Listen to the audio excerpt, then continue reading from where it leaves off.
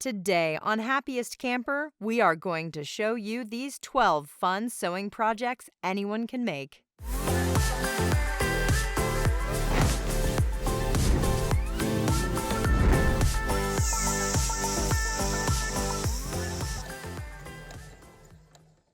Be sure to check the links in the description for the full step-by-step tutorials with photos as well as any downloadable patterns you will need. Sit back, relax, and enjoy these simple sewing projects. First up on our list is this steering wheel cover. Protect your hands from extreme temps with this simple car accessory sewing project. Let's get started. Start by cutting the fleece. You want a piece that is 43 inches long by 4.5 inches wide. The one thing to note when you are cutting is you don't want the stretch of the fabric to be on the long cut. You want the 4.5-inch cut to be with the stretch of the fabric. Line the two ends of the fabric up and clip or pin them together. If you are using fabric that has a print on one side, make sure you sew it with the print touching each other. Sew the ends together using about 1/2 inch seam allowance. Be sure to do a back stitch at the start and finish.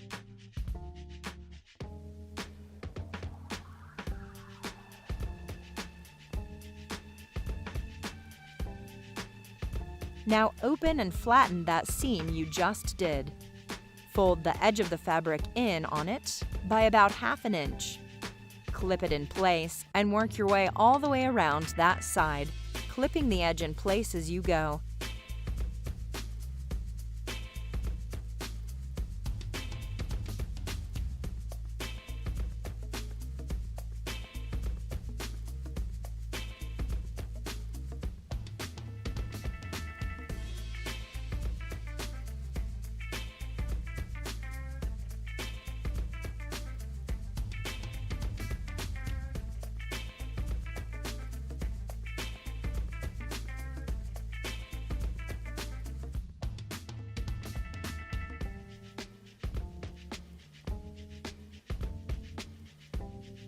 When you are done, do the same with the other side.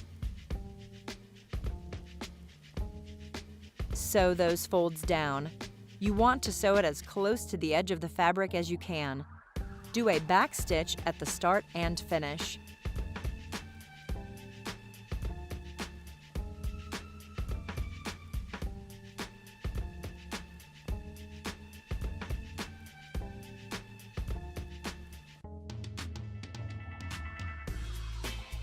Don't sew it all the way around. Leave about 3/4 of an inch opening on each side so we can add the elastic.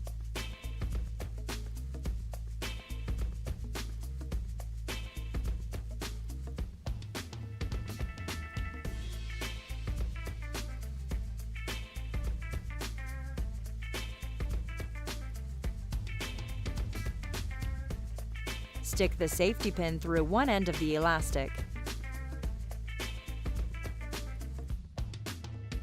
Then, feed it through the opening in the fabric.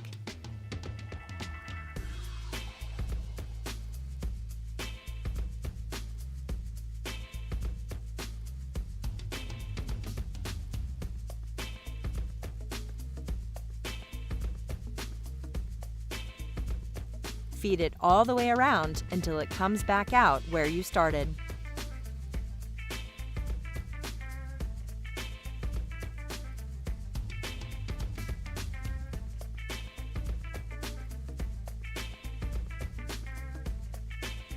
Remove the safety pin and tie the two ends together in a knot. You want to pull the knot as tight as you can to make it as small as you can, or it will leave a lump when you put it on the wheel.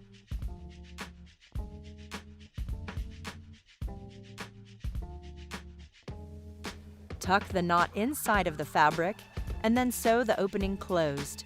Repeat the last 3 steps to do the other side. And that's it.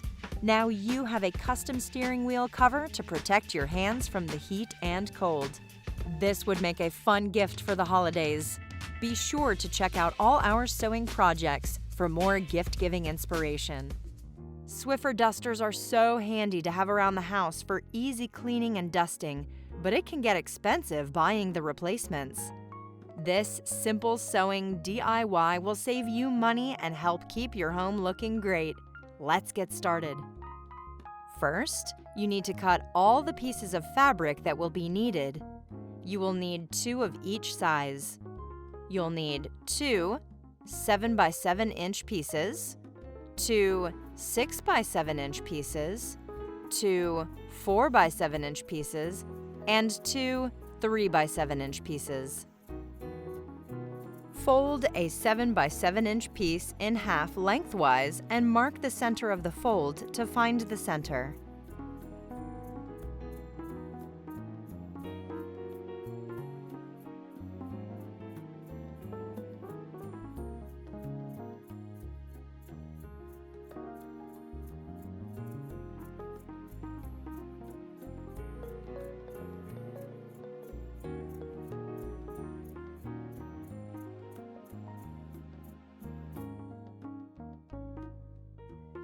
Then on each side of that center mark, measure out 3/4 of an inch and mark it. Do it at both ends and then make a line for those 3/4 marks.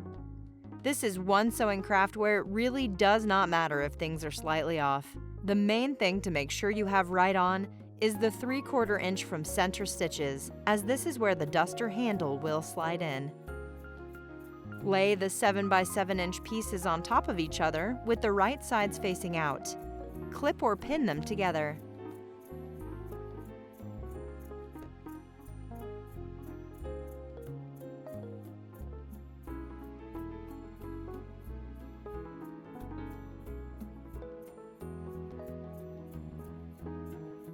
Sew those 2 pieces together on each of those lines. Make sure to do a backstitch at the start and finish. If you are enjoying this tutorial, be sure to hit that like button.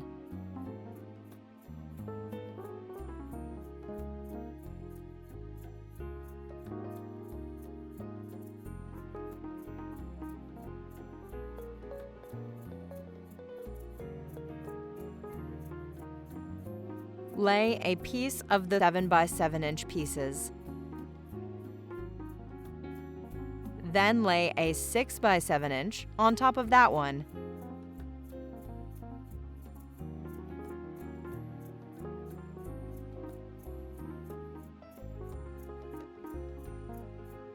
Then lay a 4x7-inch on top of that one, making sure to line up that center line.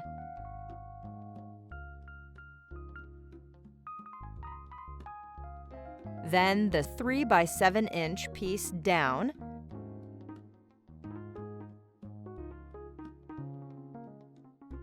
make sure to keep everything centered.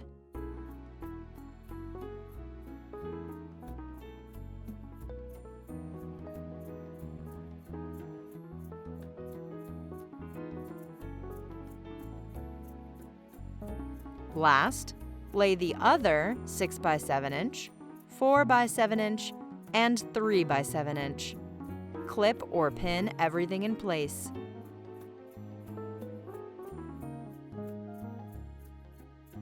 Sew them all together by sewing down that center line. Do a backstitch at the start and finish. You can either eye the center line and sew, or make a line with the pen if you need to. The last thing you need to do to make this duster is to make the fringes. Use the scissors to cut the edges about 1/4 to 1/2 an inch apart and all the way to the stitching. Make sure you do not cut the stitching. Slide the cover onto the duster by placing the handle in the pieces with the 3/4 inch from center stitches. And you're good to go! We hope you enjoyed this reusable Swiffer Duster tutorial. I'm going to show you how to make a microwave bowl cozy. You will need to use 100% cotton for the fabric, batting, and thread. If you do not use 100% cotton, you run the risk of the fabric or thread catching fire in the microwave. Measure and cut out your fabric and batting. You will need the front and back fabric. This includes 2 squares of 100% cotton. To make your bowl cozy the same size as my example, you will need to cut them into 10-inch squares. You can adjust the size of your squares as well as your darts to match the size of your specific bowl. You can use 2 different fabrics to make your cozy reversible, or have 2 squares of the same fabric. Whatever you choose will be great.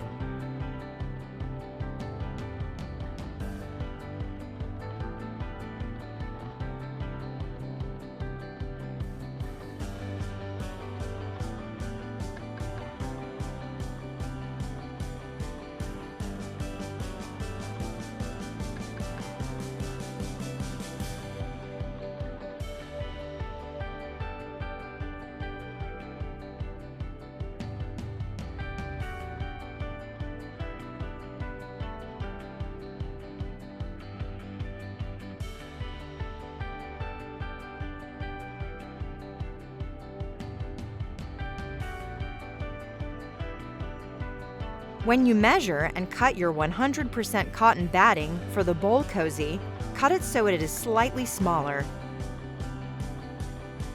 I cut a 9.5-inch square of batting for my 10-inch square fabric.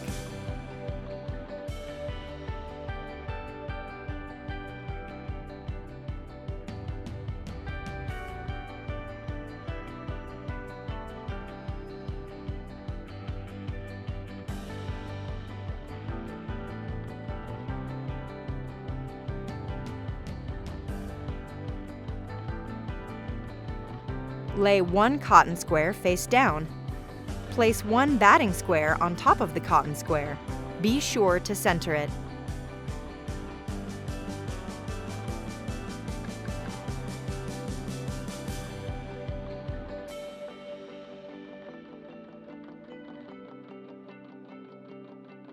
Pin twice on each edge to hold the batting square in place.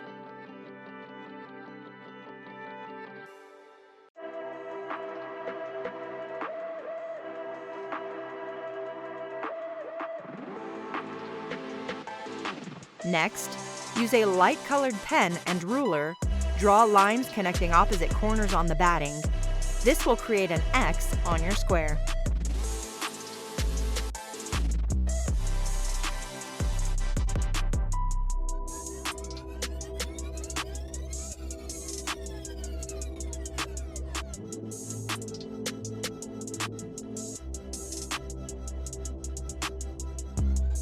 Stitch across the squares diagonally along the lines you drew. Repeat steps 3 through 6 for the other square of fabric and batting.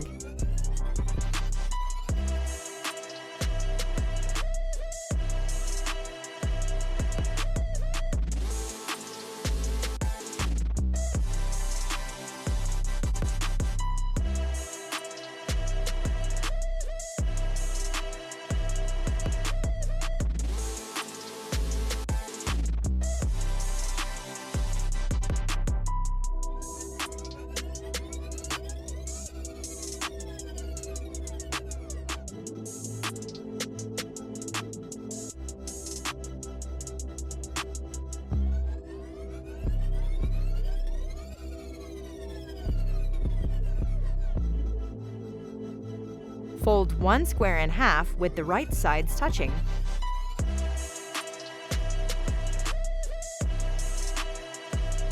Measure and mark 3/4 of an inch down from the fold on the raw edge of the square.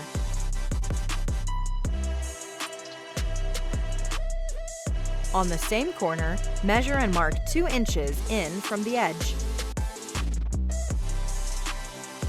Then, connect your 2 marks with your ruler and light-colored pen. Now, you should have 2 diagonal lines along the top fold of your fabric.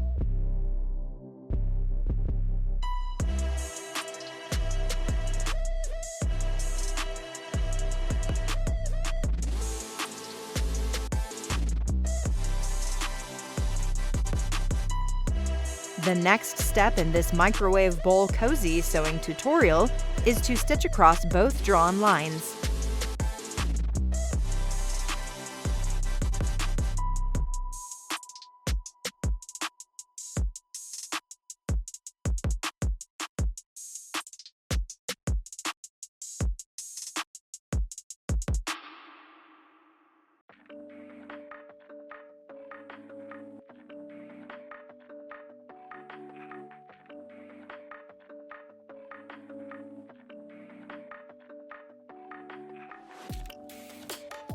As I continue to show you how to make a microwave bowl cozy, you will need to open the fabric and fold in half in the opposite direction. Your freshly stitched lines will be in the middle of the square. Measure and mark lines with the same dimensions as step 8 for each corner of the newly folded square. At this point, you will need to check to see if your bowl cozy will fit your bowl. If it is too loose, feel free to adjust your darts to make the bowl cozy tighter on the top or bottom of the bowl shape. Then, sew the darts you just drew.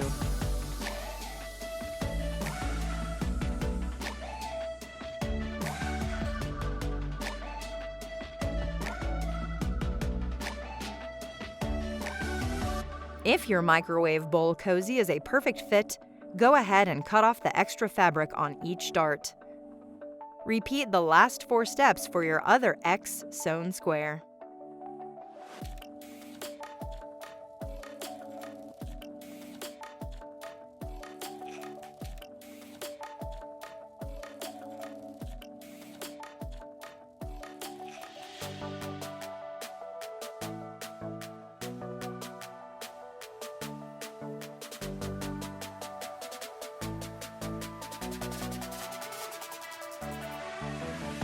Place one bowl cozy inside the other, making sure that the right sides of the fabric are touching. Pin all the way around the edges of the bowl cozy.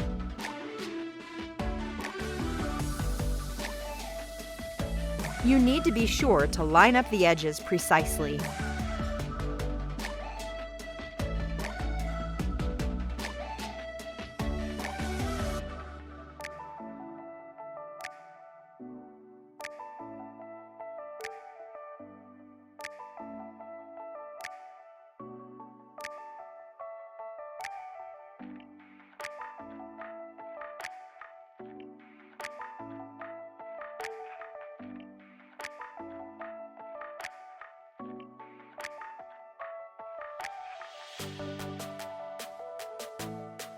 Be sure to leave a 2.5-inch opening on one side for turning.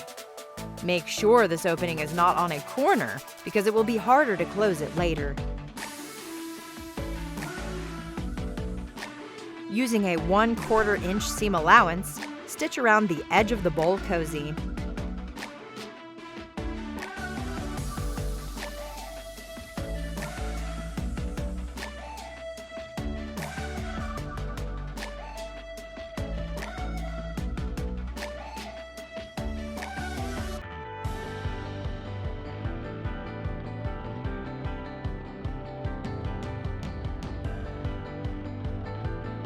Next, trim off the corners, making sure not to cut through your stitches.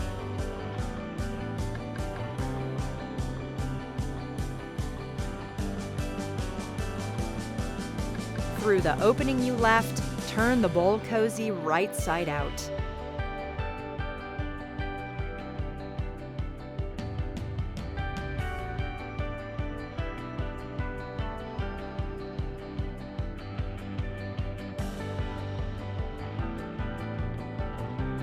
We are almost finished with our microwave bowl cozy.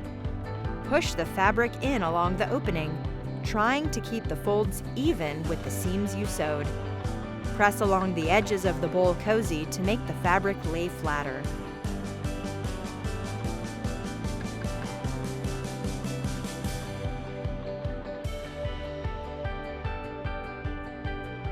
Using just less than a 1/4 inch seam allowance, top stitch around the edge of the entire bowl cozy. Be sure you catch the edges along the opening with your stitches.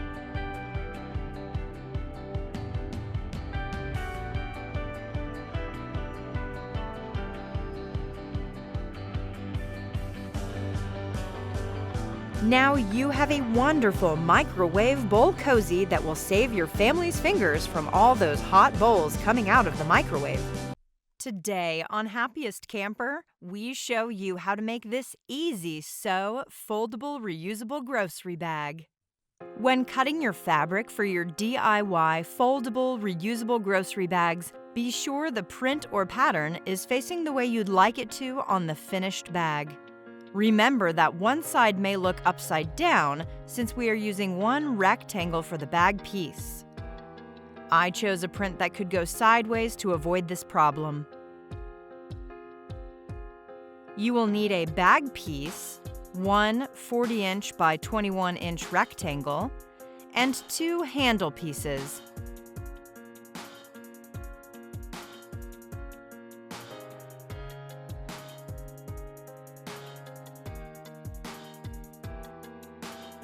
Two 30-inch by 6-inch rectangles.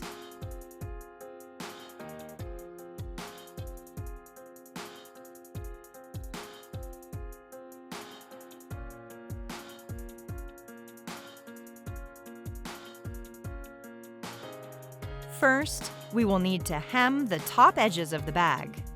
On one of the 21-inch sides, fold the edge down 1/2 of an inch and press all the way across.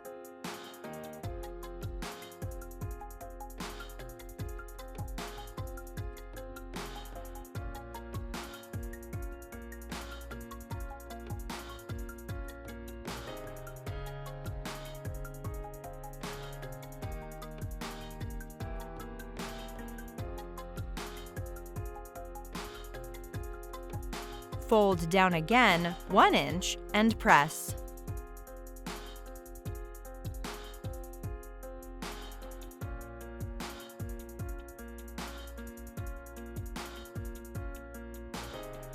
Pin to hold the fabric in place.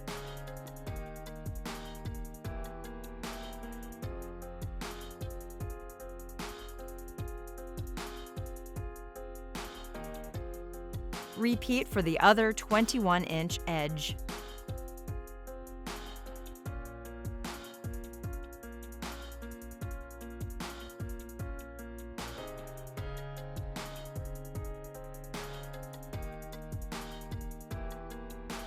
Top stitch along the inside folded edge of the 1-inch hem you created, very close to the edge of the fold. Your seam allowance on the left side may be around 1/8 of an inch.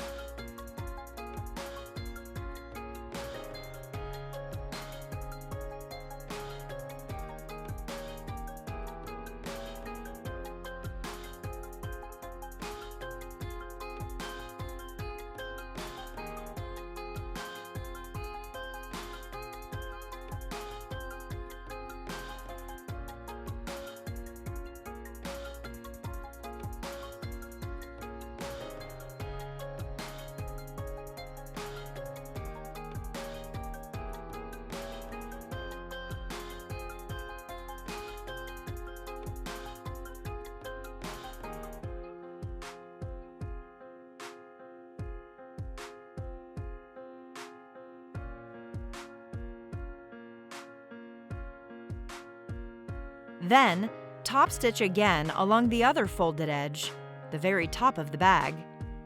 This will create a nice 1-inch stiffer edge along the top of your bag.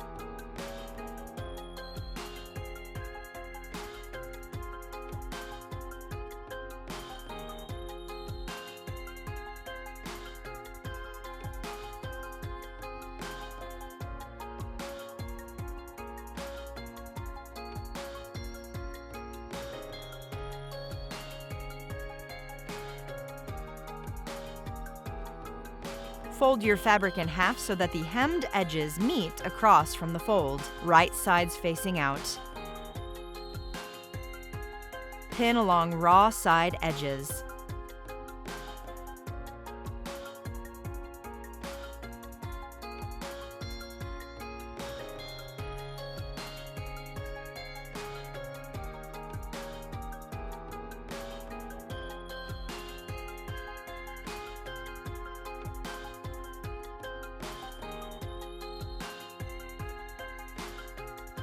we will create a French seam, which will encase the raw edges inside of the bag.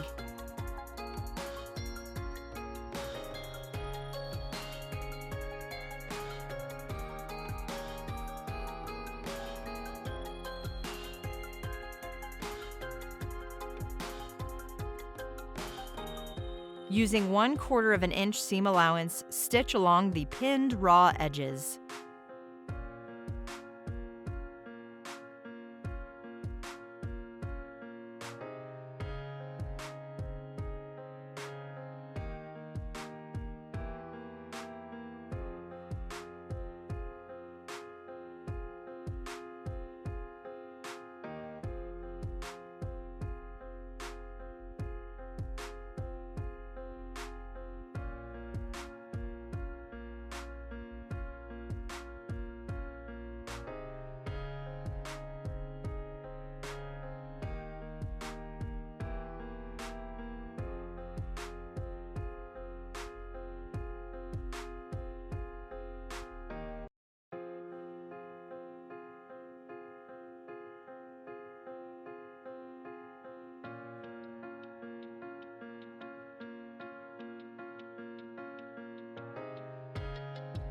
Turn the DIY foldable, reusable grocery bags inside out.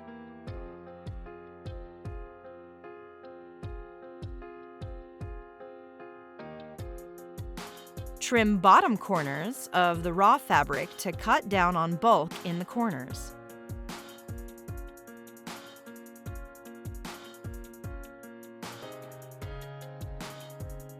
Gently push out corners and sides of the bag.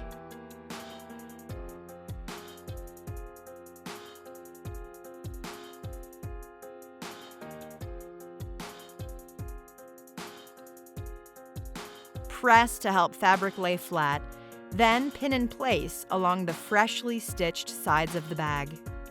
Using a 1/2 inch seam allowance, stitch along the sides of the bag. This will catch the raw edges inside the bigger 1/2 inch seam to hide them.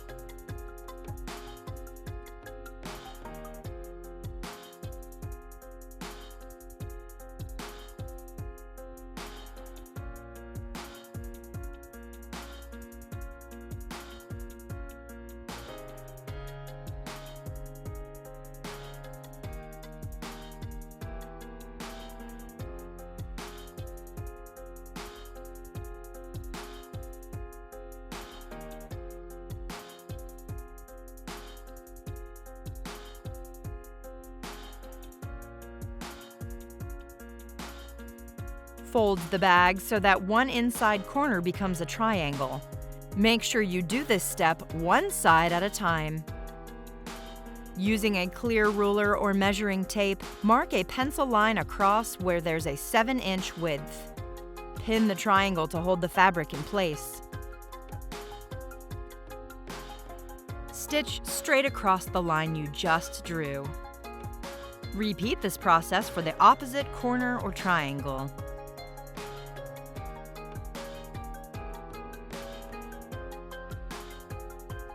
If you want to cut off the excess fabric from the triangles, you can do so. I chose to stitch mine down to the bottom of the bag to reinforce the corners of the bag. If you'd like to do this as well, follow this next step. If not, cut them off and skip to the handles step. Inside the bag, ensure the triangle piece is lying flat on the bottom of the bag.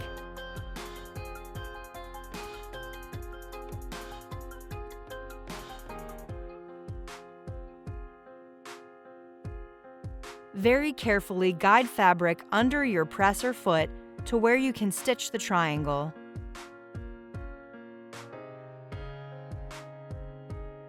Stitch close to the edge of the triangle in a V shape. There is no need to stitch the top of the triangle. You did this in the previous step. Repeat for the other triangle on the opposite side.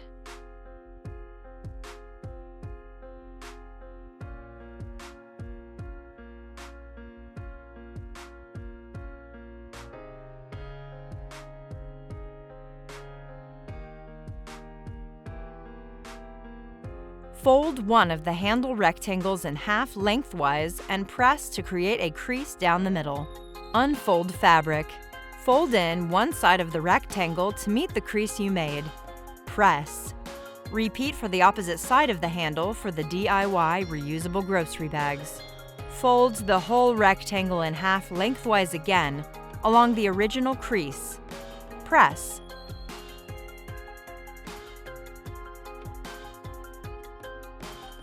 To not have raw edges at the ends of your handles, trim off the corners and fold the end inside the folds about 1/4 of an inch to 1/2 of an inch. Then refold the handle, pin, and press well. Stitch very close to the edge of each side of the handle.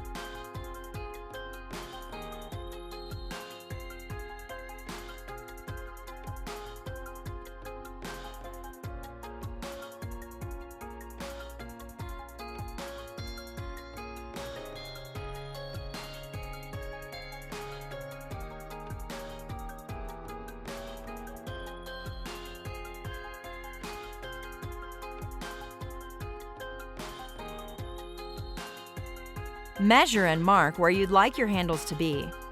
My handles were about 6 inches in from each side, which was also about 7 inches or so apart from each other.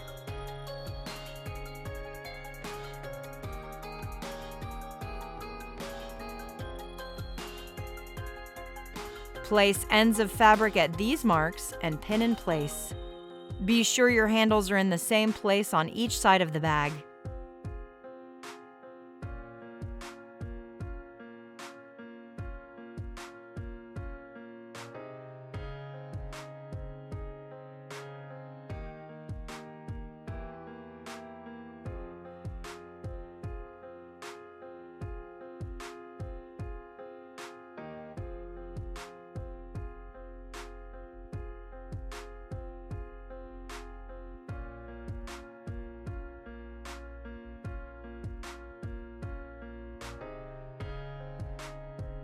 Stitch a rectangle with an X in the center of each handle end, 4 times total. This will reinforce the strength of the handle.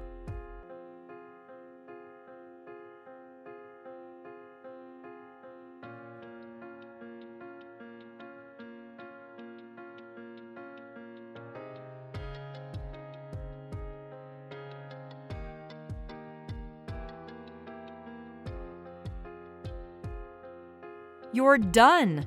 Take your DIY foldable reusable grocery bags along to the store and go shopping.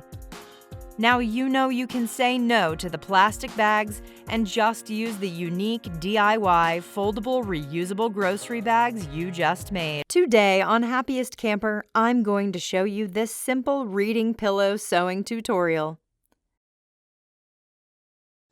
Reading pillows are so wonderful. Great for kids who like to read in bed or in the floor, plus it even has a spot for their favorite book. Let's get started. First, you'll need to measure and cut out your fabric pieces. You will need 3 13 inches by 18 inches rectangles for the pocket and back envelope fabric,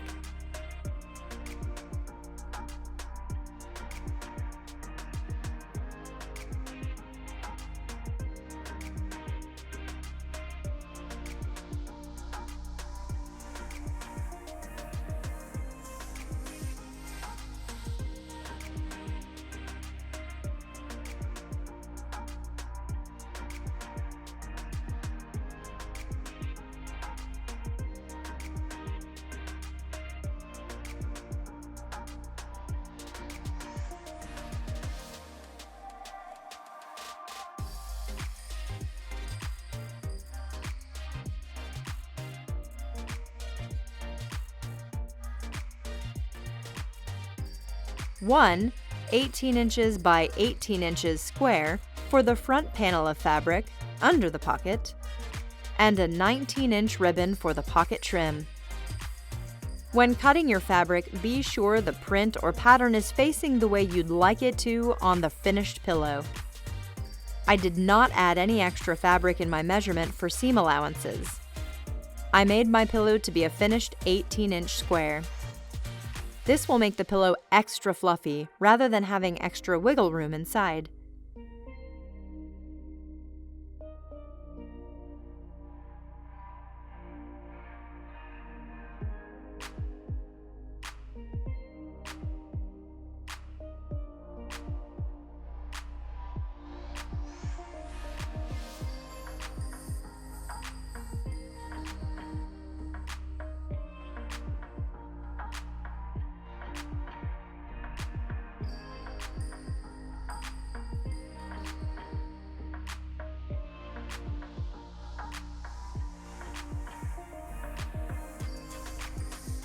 At the top of the two of the 13 inches by 18 inches rectangle pieces, fold the fabric down 1/2 of an inch and press all the way across. This is the top 18-inch edge. Fold down 1/2 of an inch again and press. On the third rectangle piece, follow the same folding and pressing process twice, but this time on the bottom of the pattern or print. This will end up being the top panel of the envelope back.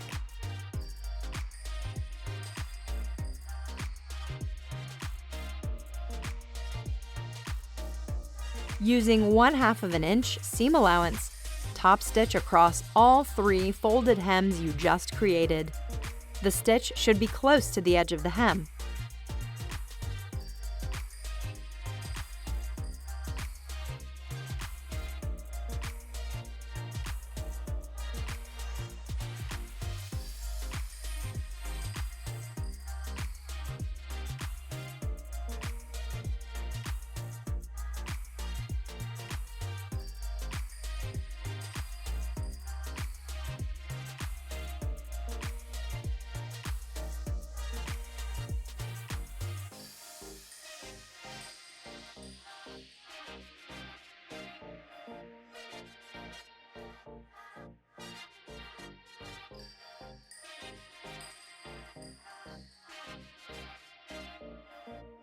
Measure and cut a 19-inch piece of ribbon. Place the ribbon along the hemmed edge of one of the 13 inches by 18 inches pieces where the hem is at the top, leaving 1/2 an inch of ribbon hanging over each end. Pin the ribbon into place.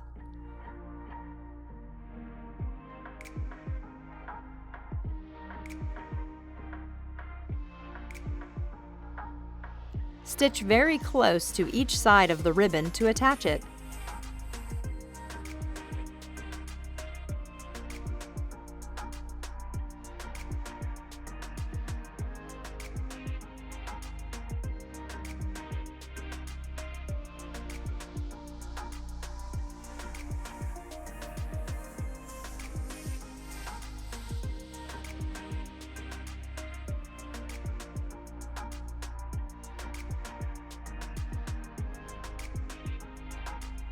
Lay out your 18 inches by 18 inches piece, right side facing up.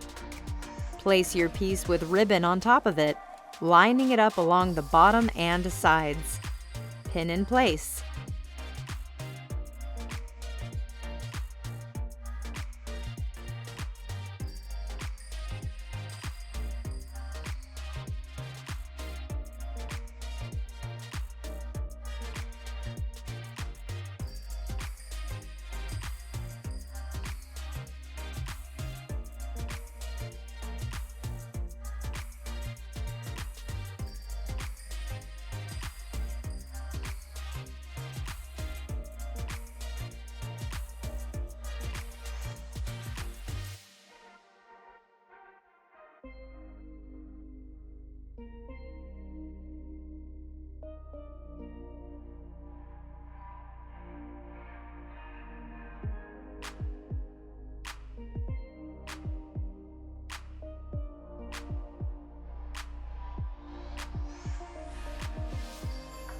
top stitch around the sides and bottom. It should be left open at the top.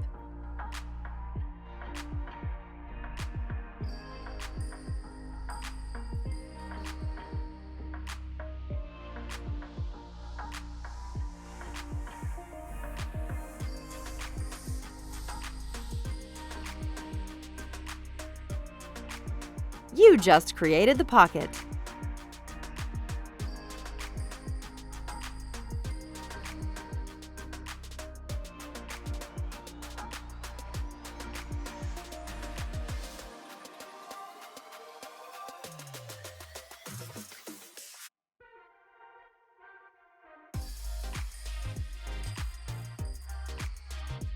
Take one of the pieces with the hem stitched at the bottom. Place it on top of the newly sewn pocket piece, right sides together.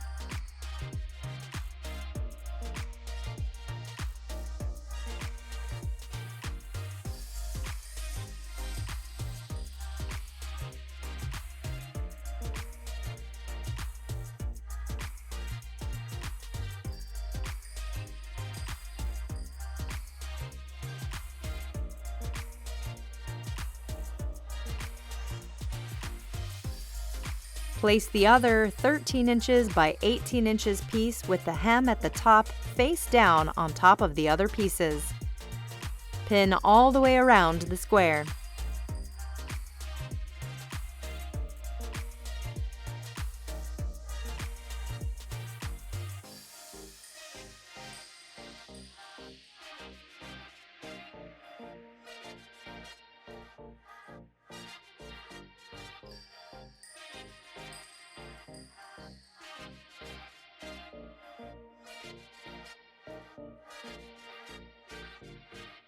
Using a 1/2 inch seam allowance, stitch all the way around the square. Backstitch at the start and stop of your sewing, as well as over the edges of the pocket.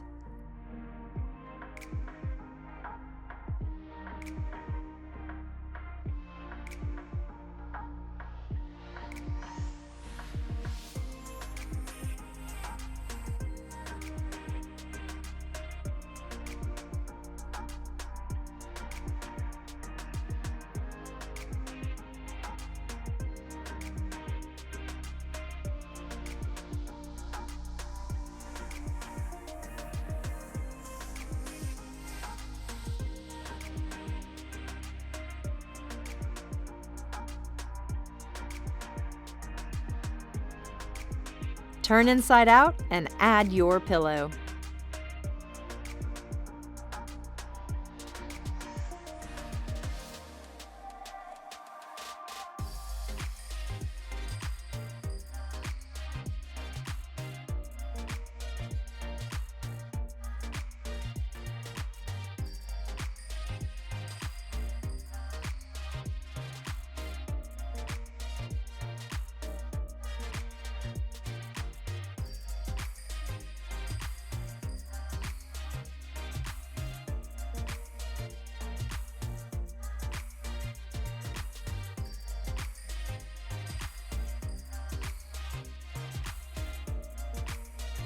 And that's it!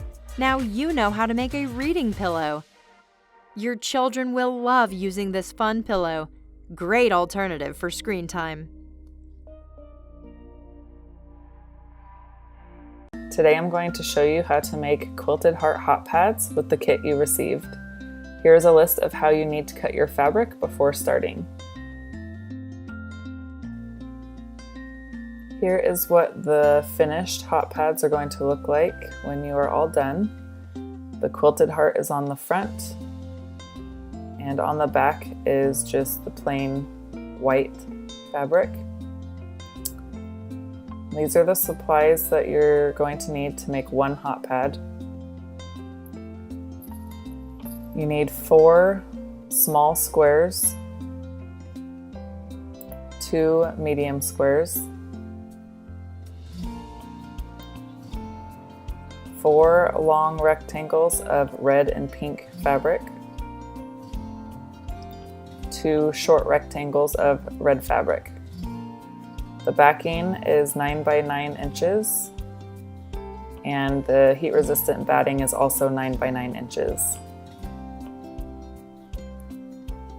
You'll also need the border pieces, which are not shown here, and you also have double fold bias tape. You might also need some wonder clips or pins, a pencil or a fabric marker, a seam ripper in case you make mistakes, scissors, or also a rotary cutter.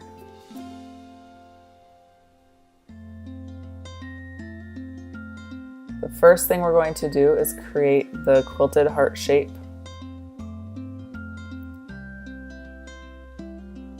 Let's start out by laying out all of the pieces in the order that you want to sew them together.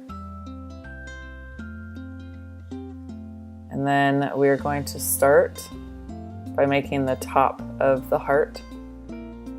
So grab the two small rectangle pieces that are going to make the top of the heart, and then also grab the small squares.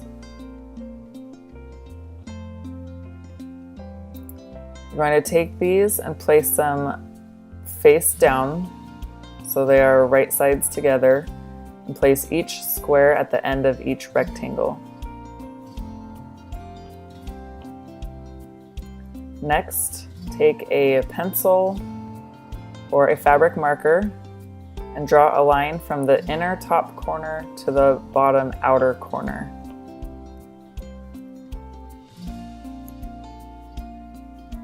This is going to be your guideline when sewing these pieces together.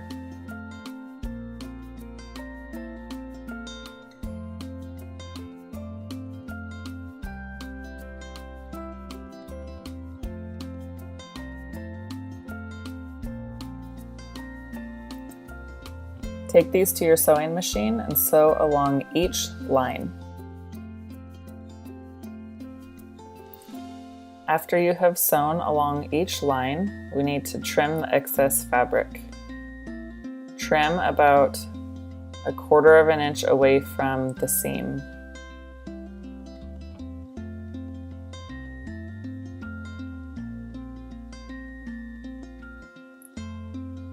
Then take this to your iron and iron the seam towards the red fabric.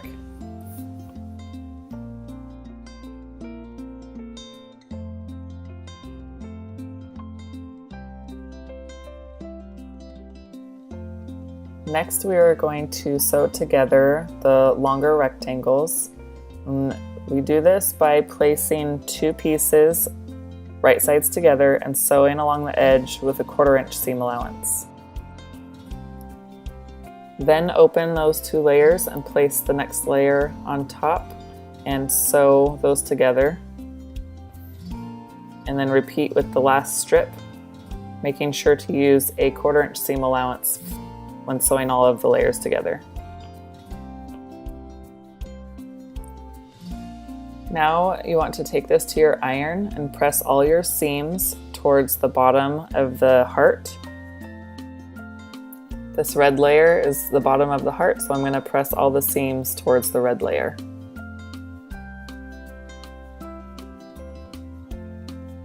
Here you can see the seams are all ironed down. Next, we're going to take the two medium squares and place them wrong side facing up. And using a pencil or fabric marker, draw a line from the outer upper corner to the lower inner corner. And it might be easier to use a ruler for this one since it's a little bit bigger.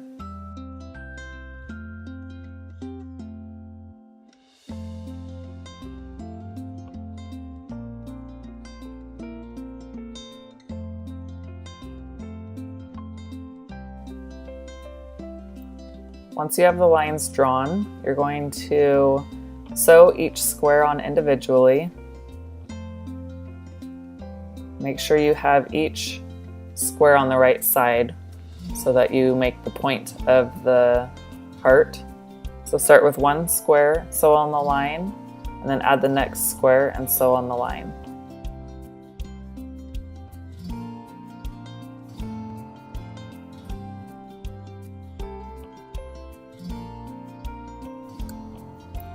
After you sew the first square on, trim the excess, leaving a 1/4 inch seam allowance. And press the seam towards the red and pink fabrics.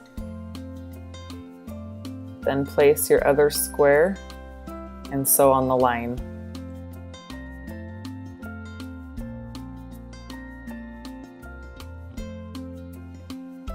Repeat the trimming and ironing process.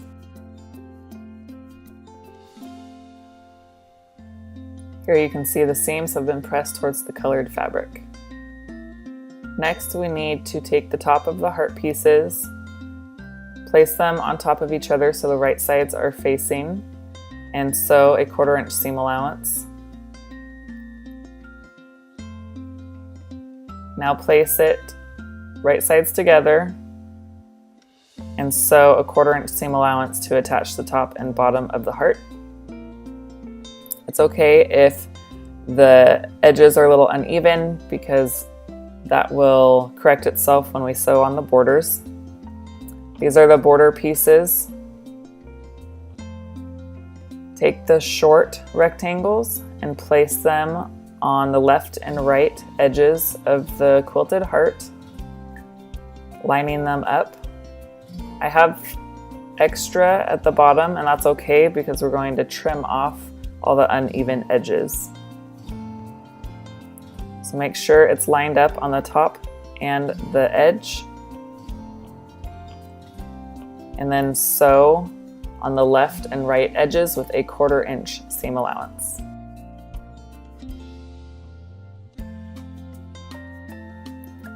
I have pressed my seams, and now I'm going to use a rotary cutter and ruler to trim the excess on the bottom and to straighten up the edge on the top. If you don't have a rotary cutter, you can also do this with scissors.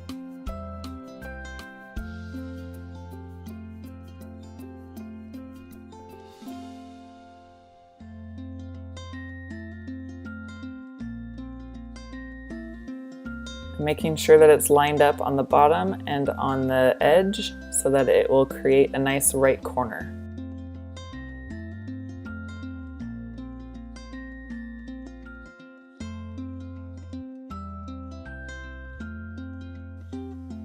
Now we need to add the top and bottom border pieces. They are slightly shorter than the width, and that's okay. We will trim off all the uneven pieces, but make sure to center it so the excess is evenly distributed between each edge, and then sew on the top and bottom with a 1/4 inch seam allowance.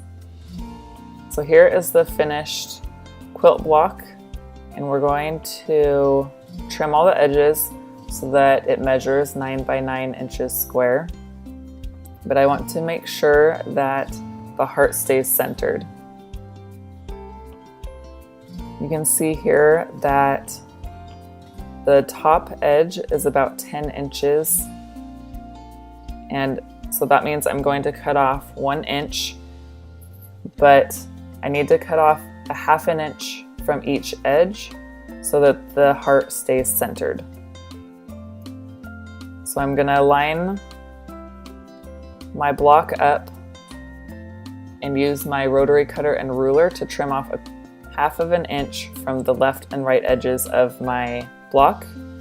This might be different for you depending on how everything got sewn together. And if your block happens to be less than 9 inches, go ahead and trim it to whatever size you can to make it a square. And then you'll have to trim your backing fabric and your batting to be the same size. And here on the other edges, I'm just a 1/4 inch longer than 9 inches. And I still want to trim a little bit on each edge. So I'm using the lines on my mat, which are 9 inches apart, and then I'm going to trim just a little bit off of each end.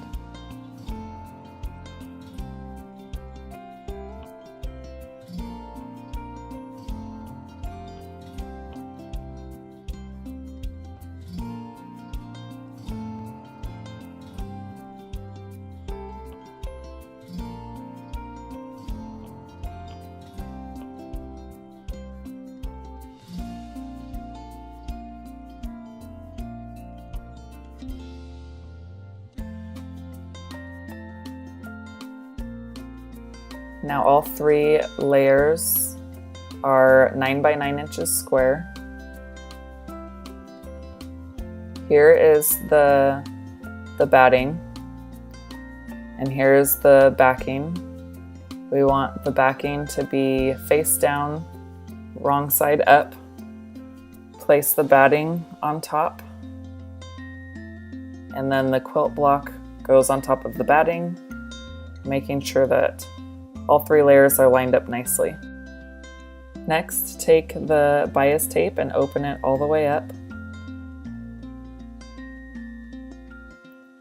We want the bias tape to start at the bottom of the heart and on the back of the hot pad. Line up the raw edge and clip it in place. Make sure to line up the raw edge of the bias tape with the raw edge of the hot pad. And place the end of the bias tape 2.5 inches from the left edge of the hot pad. You're just going to clip one side of the bias tape on, and then we're going to clip the hot pad layers together with a few more clips.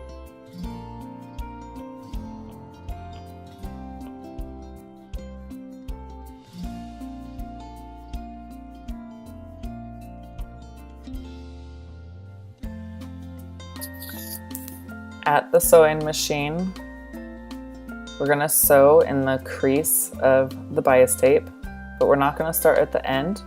We're going to start about 2 inches from the right edge of the hot pad.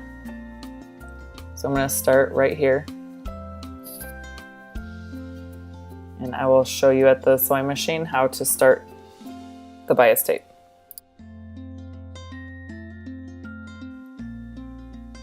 So here we're going to start sewing the bias tape onto the hot pad. You want to sew in the crease. I'm using a walking foot to help the layers stay together. Place the hot pad under the sewing foot, lining up the needle with the crease. I'm going to sew all the way down and stop about 1/4 inch from the edge of the hot pad.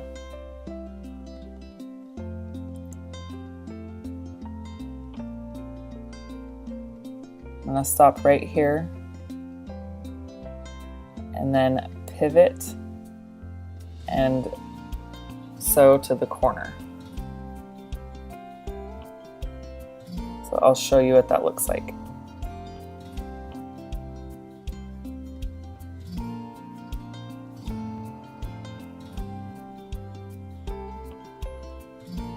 Place the needle down so you can pivot and sew to the corner. Pull the hot pad out and trim the threads.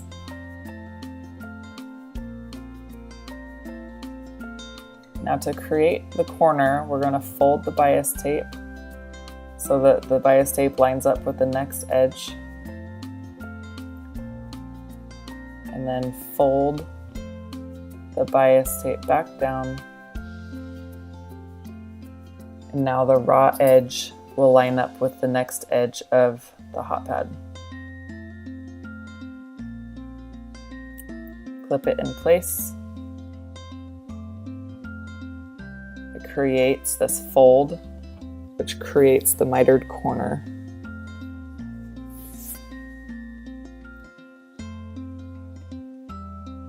Now that you have your corner folded, we're going to start at the very edge, making sure to backstitch. And then sew all the way along inside of that crease.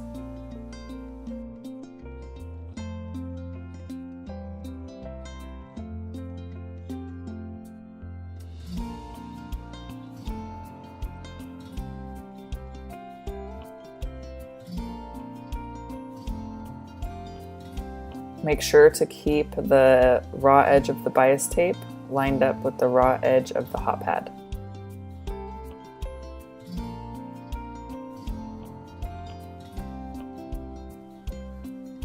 Stop sewing 1/4 inch from the edge. Place your needle down into the project and then pivot and sew to the corner. Pull the hot pad out and trim the threads. Fold the bias tape up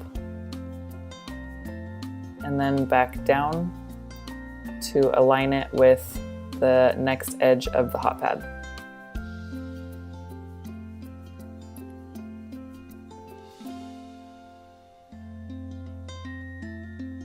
Repeat these steps all the way around the hot pad until you finish the 4th corner.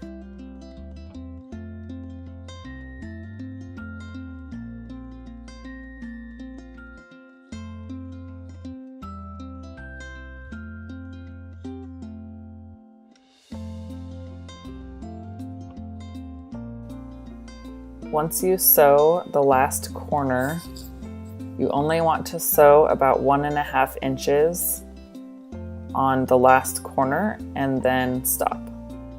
Make sure you don't sew over the tail end of the bias tape.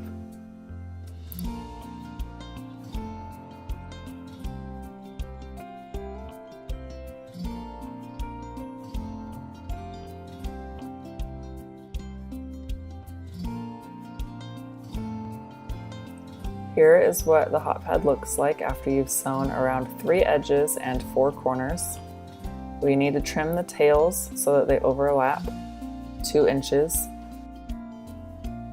I want the overlap to be in the middle. So I'm going to find where I want the tail of the first end and trim it. And then trim the next tail so that they're overlapping by 2 inches.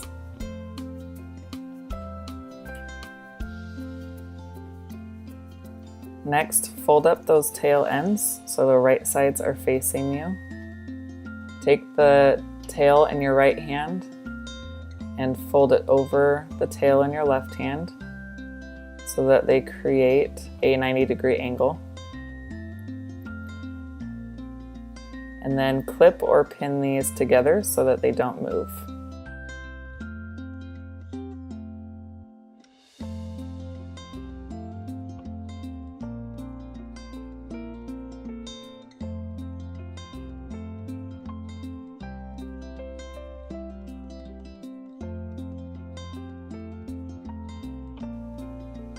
Next, I need to draw a line from corner to corner. So once they are clipped or pinned together, use a ruler and a pencil or a pen to draw a line from corner to corner.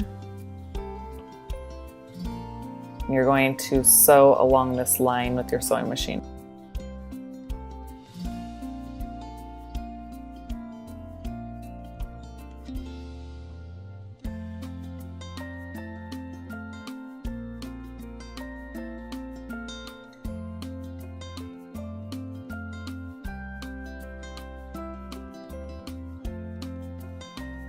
Make sure that the ruler is lined up with the corner on each end so that you can draw a straight line. Take this to the sewing machine and sew along the line.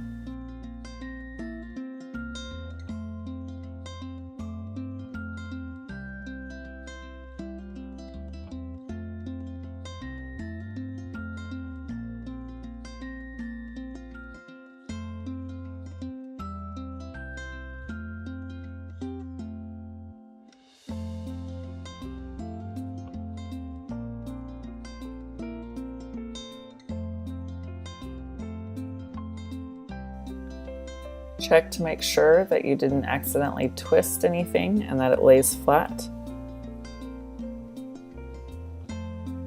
Then trim off the excess, leaving a 1/4 inch seam allowance.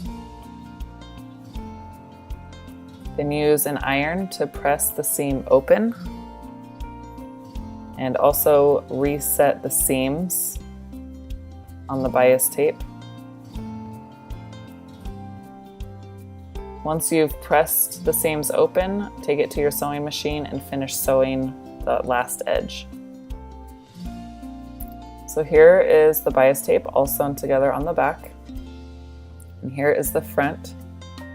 I would suggest using a white thread for the front. I used a gray thread, and if I don't cover that seam, you're able to see it. So a white thread would be easier to hide. Here are the nice mitered corners that were created. Now fold the raw edge in on the first crease and then fold again on the middle crease of the bias tape, trying to cover that stitch and clip along the edge of the bias tape. When you get to the corner, take the right edge and fold it over, and it will create this point. And then fold it along the edge of the hot pad, and it will create a nice mitered corner. Clip that in place, and then continue around the whole hot pad.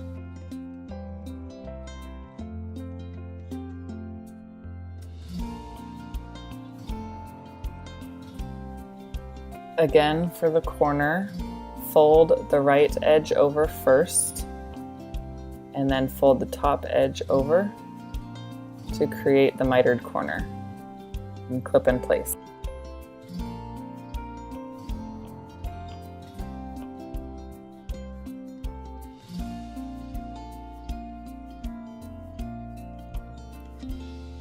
Now take this to the sewing machine and sew along the inner edge of the bias tape.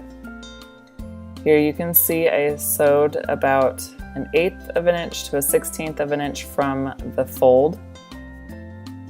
And this will make sure that I sew on the bias tape on the back side and not on the white fabric.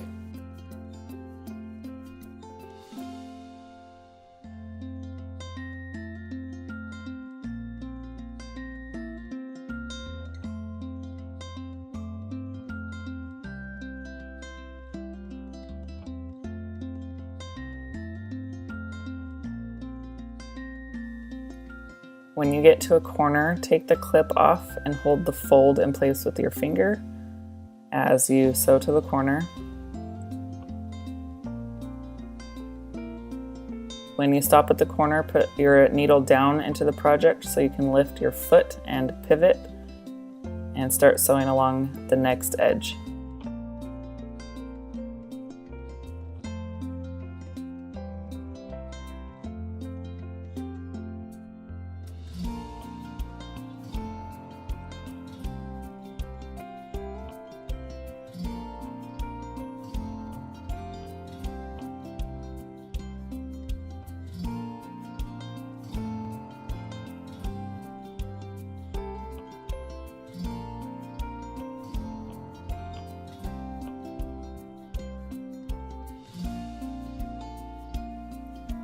Thank you for watching. I hope you enjoyed creating these beautiful quilted heart hot pads.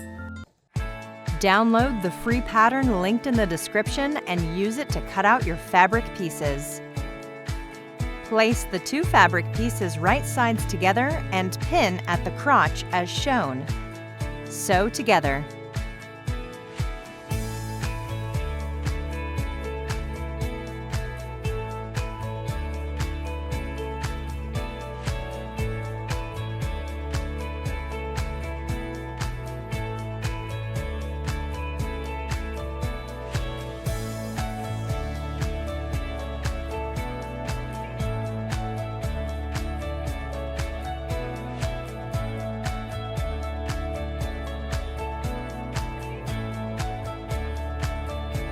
Rearrange the pants so that the seams are on top of each other.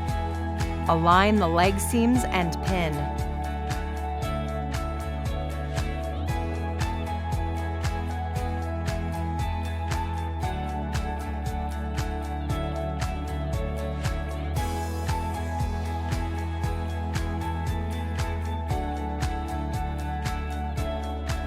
Sew down the pinned sides with a 3/8 of an inch seam allowance.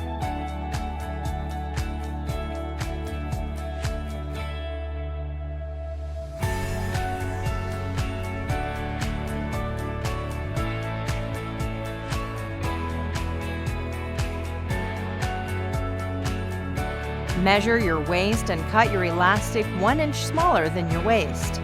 Overlap the elastic by 1/2 of an inch and sew.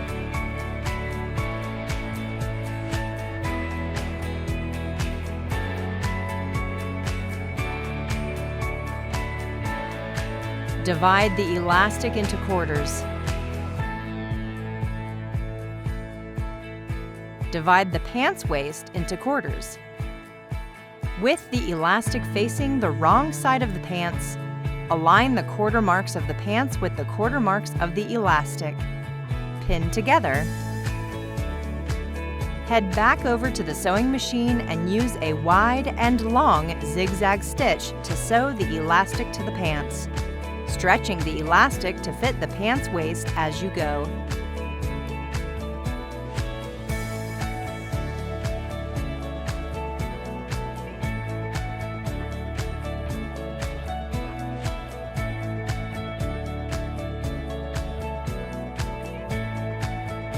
Fold the elastic over, enclosing it inside the waist of the pants. Pin and sew again using a smaller zigzag stitch.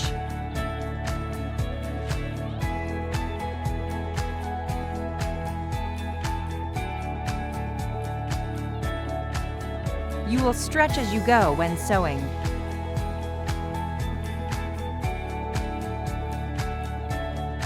To hem the pants leg, fold the hem by 1/2 inch twice, pin and sew.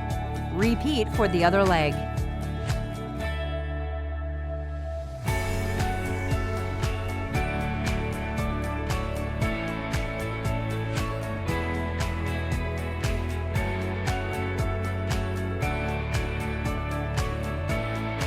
And that's it!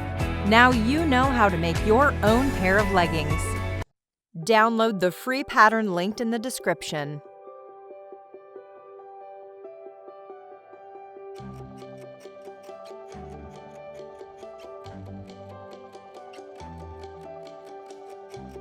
To make your Japanese knot bag, you'll want to start by taking your printed fabric and with right sides together, trace the pattern template onto your fabric.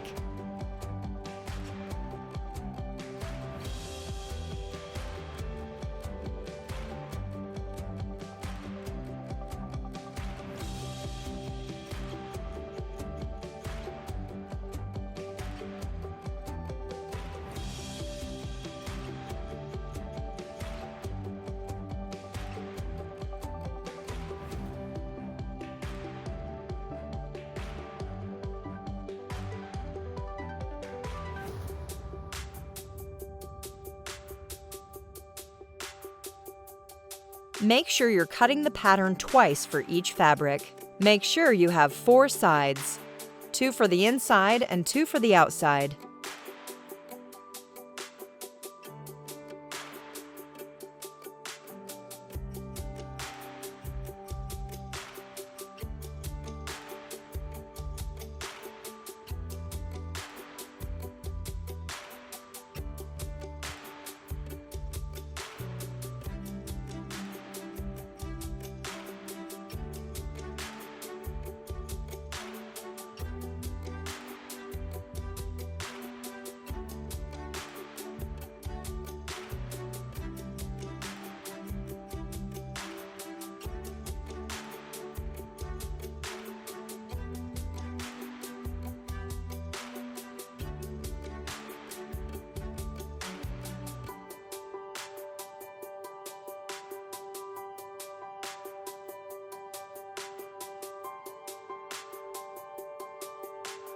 Repeat for the solid fabric.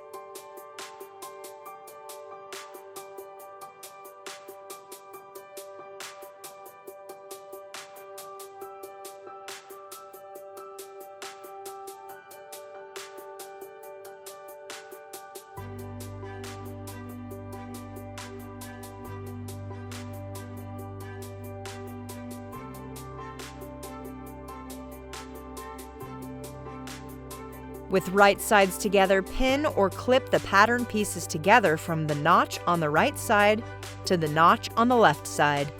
Repeat with the solid pieces. The next step in this how-to sew a Japanese knot bag tutorial is to use a 1/4 inch seam allowance. You'll sew from notch to notch on the pattern and the solid pieces as well as the top of each handle.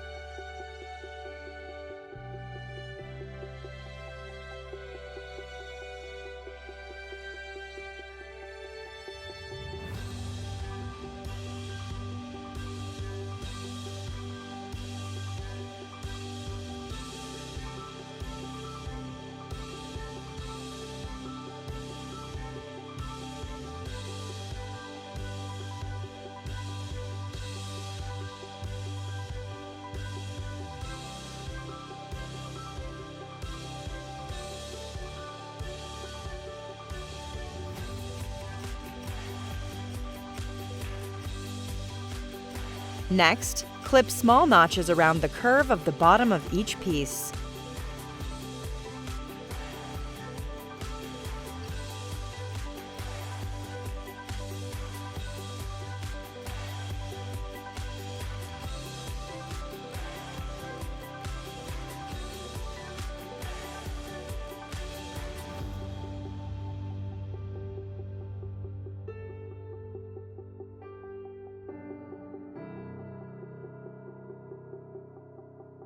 Turn the solid piece inside fabric, right side out, and insert it into the patterned piece, outside fabric, which will still be showing the wrong side out.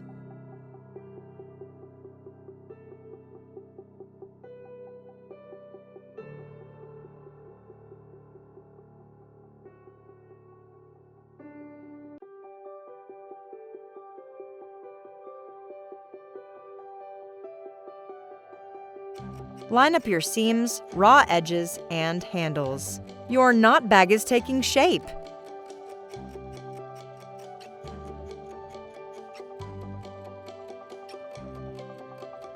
Now you will pin or clip the edges of the rounded part of the handles or the neckline of the bag.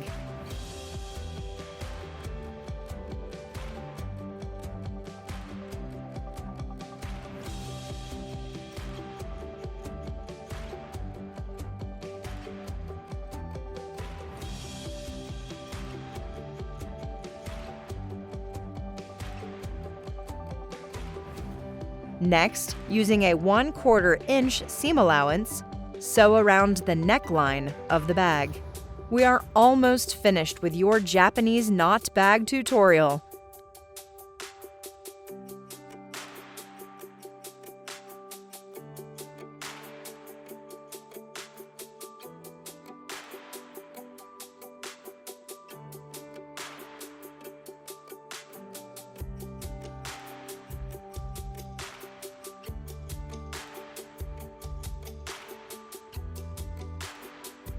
Next, clip small notches around the curve of the handles of each piece.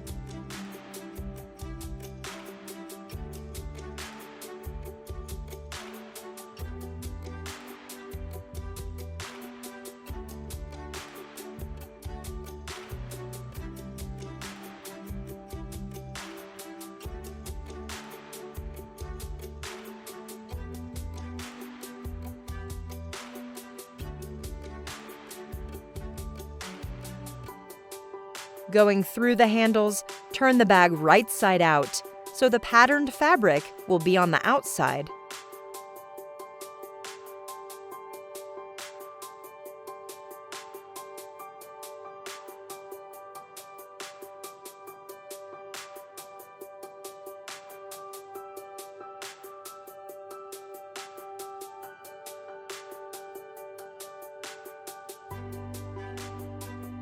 Press your seams to help it lay flat and easier for the next step.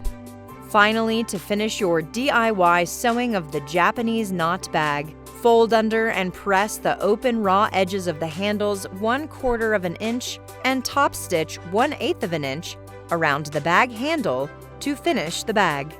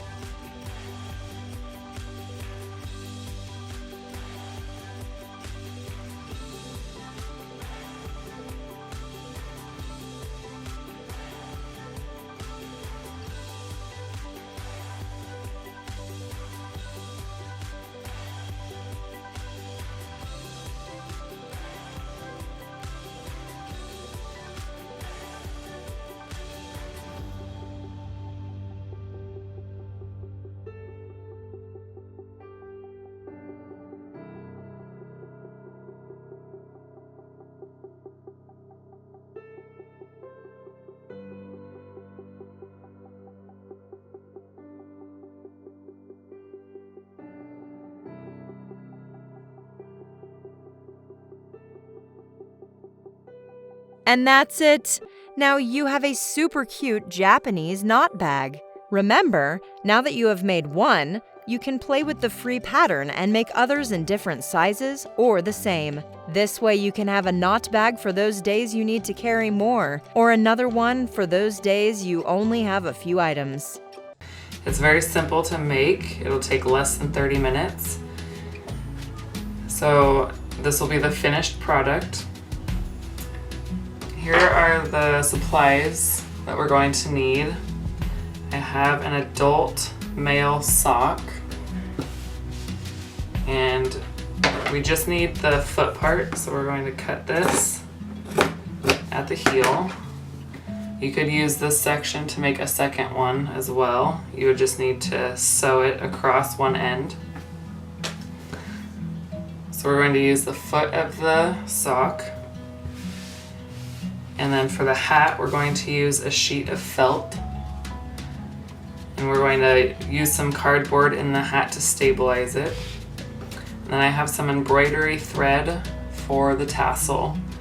And then for the filling of the sock, I'm going to be using rice, but you could also use beans, plastic poly pellets, whatever you want to use to weigh it down. For the hat, I've already cut up my felt right here. The tops of the hat are 4.5 inches square, and then I cut a 2-inch tall strip across the width of the felt fabric.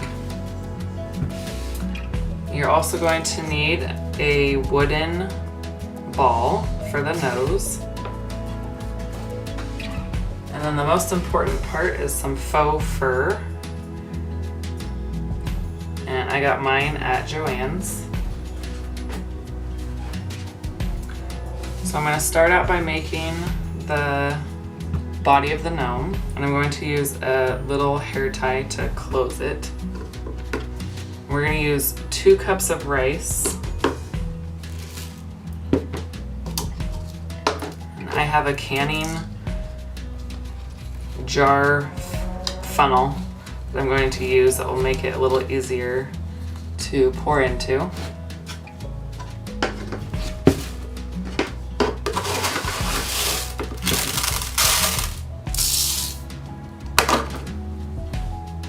When I put it in there, it doesn't make it very big, so I hold it at the top and press down to get it into the bottom of the sock. And then I'll do that one more time.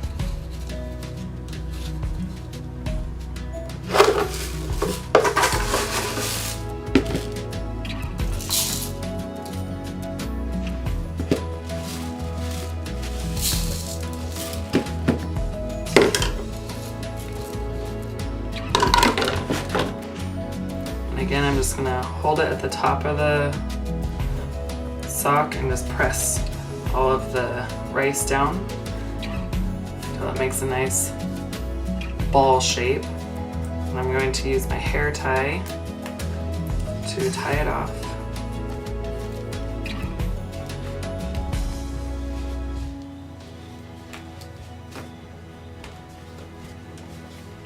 You could also add more rice if you'd like it to be a taller gnome. I'm going to cut off the excess of the sock. And then I also wanted to tie string around it just in case over time the hair elastic disintegrates. The string will help keep it tied. The color of the string doesn't matter because it's going to be hidden.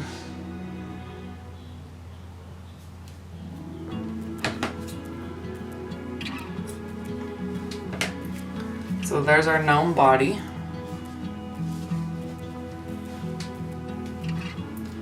Next, I need my faux fur. And when you're cutting faux fur, you want to cut on the back of the fabric, not on the side where the fur is. I'm going to use an X-Acto knife, and I only want to cut the backing. I don't want to cut the faux fur, so I'm just going to cut the very top layer with my X-Acto knife and peel it apart.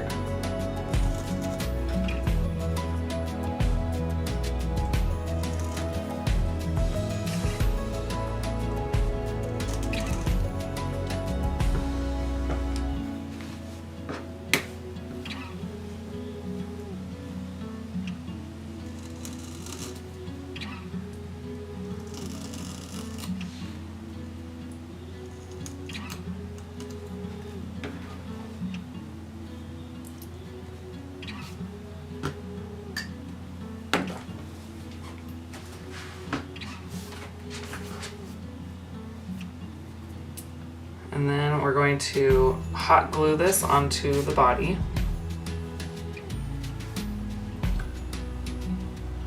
And I measured ahead of time what size to make this. This is about 3 inches by 3.5 inches. And you can play around with how long you want it. This is going to go to the very bottom. You could make it shorter if you'd like. So in order to hot glue this on, I'm just going to put a bead of hot glue on the top here.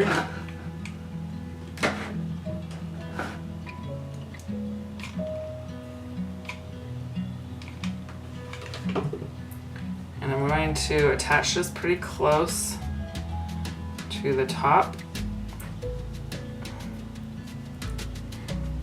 It's butting all the way up against the tied top.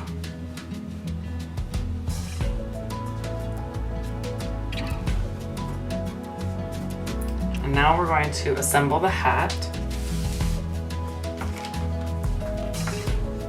I'm going to make the tassel first, and I'm using embroidery thread.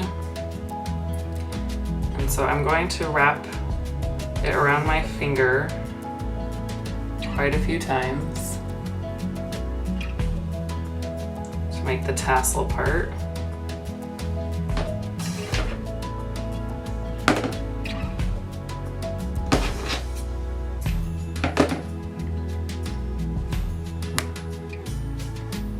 And at the bottom, I'm going to cut these open. And this long one that I kept, I'm going to wrap around to hold it all together.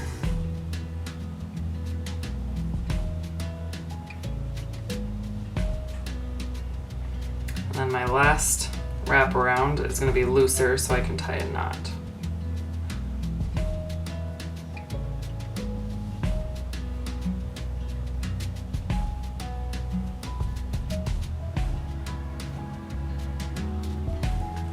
And I'm going to trim that off.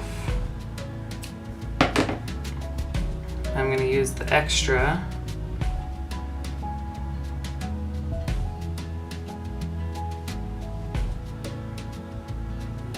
I'm going to send it through the middle. I'm going to tie it at the top, and this will be how I attach it to the hat.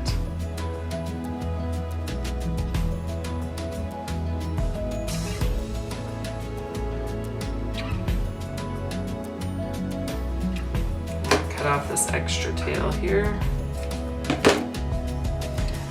Now on one of my pieces of felt, I'm going to fold it in half and just cut a tiny little slit. And I'm going to feed the tail of this tassel through there.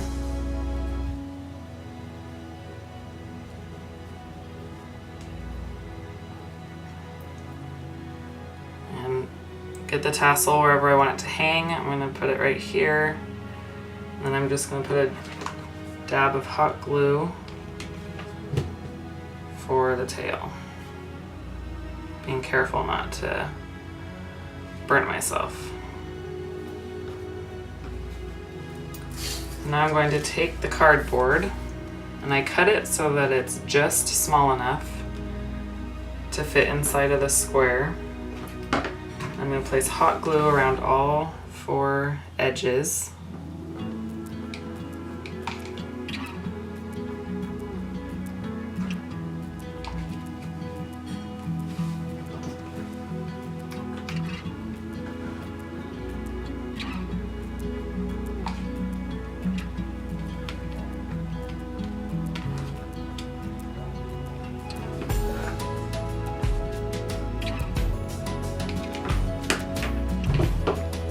Place this one on top with the tassel on the top side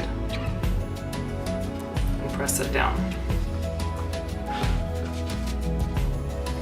My cardboard will give it some stability so that it stays and keeps its shape. Now this is going to be the part of the hat that goes around the head. put a bead of glue on one end of it.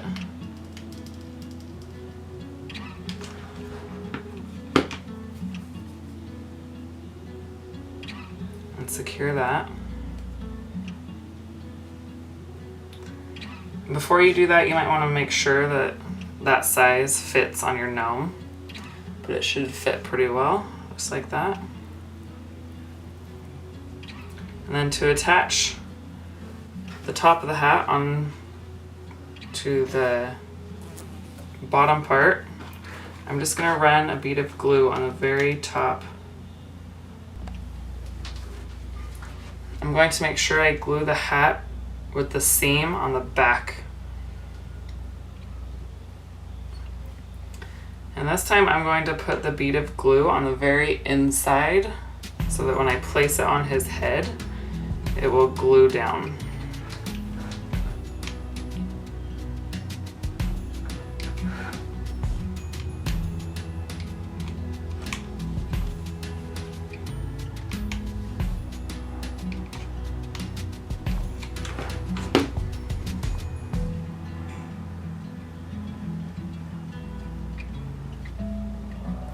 And then I'm going to press down where that glue is right on the inside so that it could adhere to the top of the gnome's head as it's drying.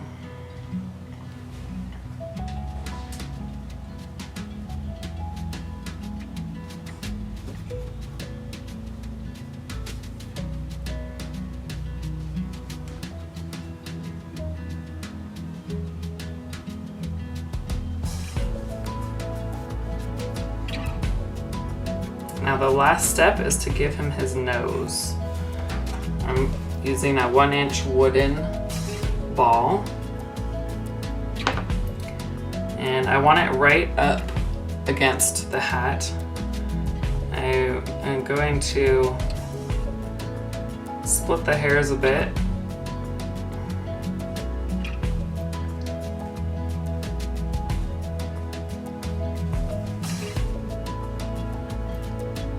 Place the hot glue on my ball.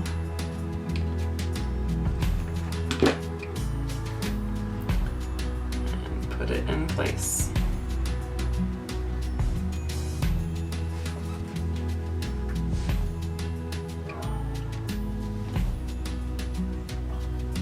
And now he is all done. It's super quick. You don't need a lot of tools to make this. And another fun thing to do is to give him a little mustache.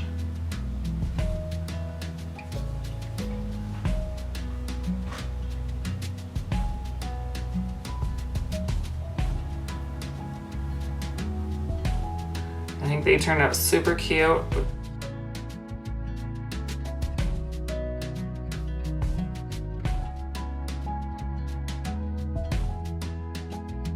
Download and print the included free pattern at the link in the description below. Use your pattern to cut out one piece of cotton fabric, one piece of flannel, and one piece of the cotton quilt batting.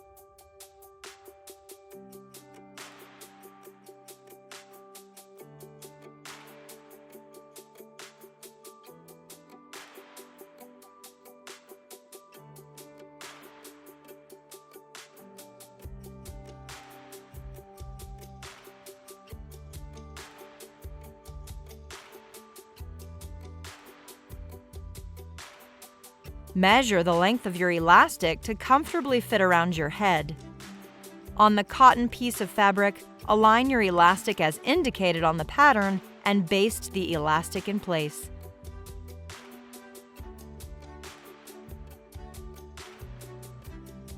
Pin the excess of your elastic in place, and in this order, layer your pieces. Cotton piece, right side facing up, cotton batting, and flannel, right side facing down. Pin the layers in place. Having the extra batting layer will make your DIY sleep mask super comfortable on your face when you wear it.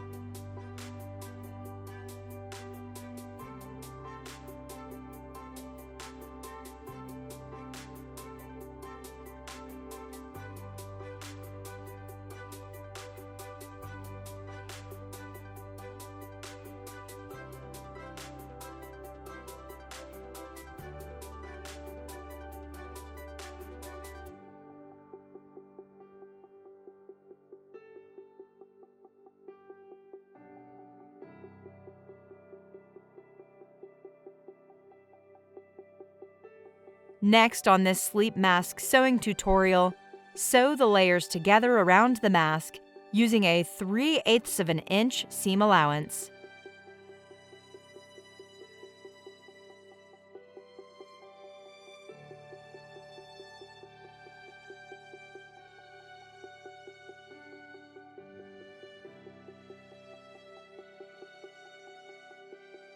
Make sure you leave an opening at the top as indicated on the pattern for turning the mask right side out in a later step.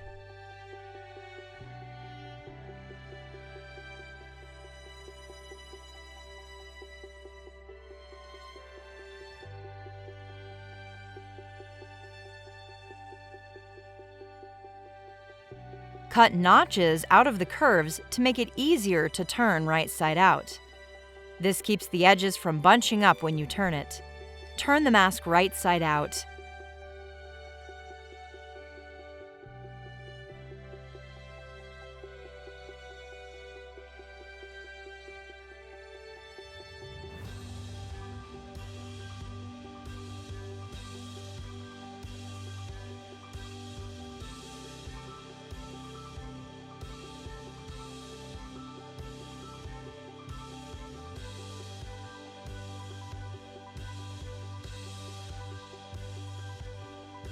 Press the raw edges of the opening at the top inward.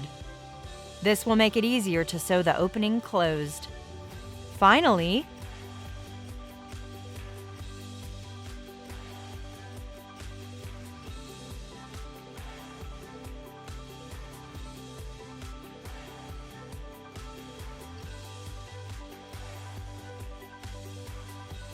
the last step on the DIY sleep mask with free printable pattern sewing tutorial, top stitch around the mask using a 1/4 inch seam allowance to close up the opening.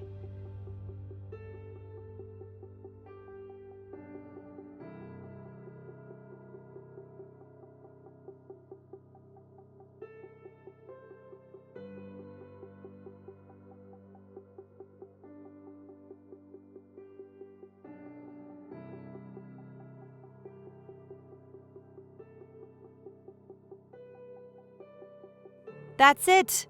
You can now get ready to enjoy your DIY sleep mask the next time you get ready for bed.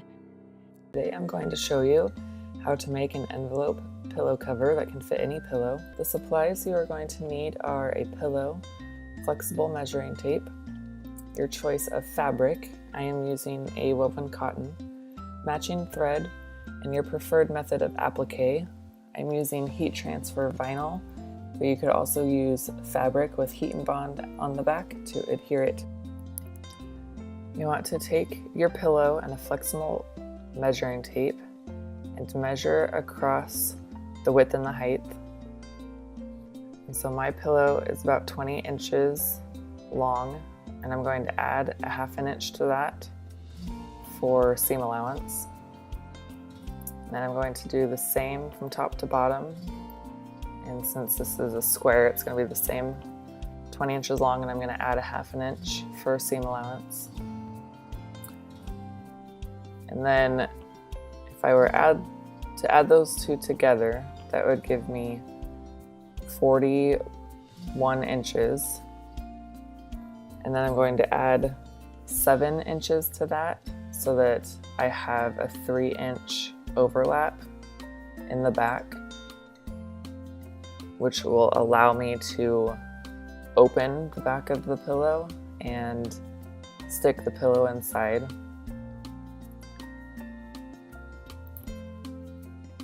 So the amount I'm going to cut is going to be 22 inches wide by 47 inches long. So here's the fabric that I chose for my envelope pillow cover. And as per my measurements, I cut it 21.5 inches long or wide and 47 inches wide. And I'm going to use heat transfer vinyl to the front with this Christmas tree design. And you can find this file on my blog for free. You could also create a fabric applique with fabric and this Heat and Bond Ultra Hold, which does not require any sewing after you iron it on. The first thing that I'm going to do is take the short end of my fabric and I'm going to fold it about a 1/2 inch and then fold it again and press it with an iron.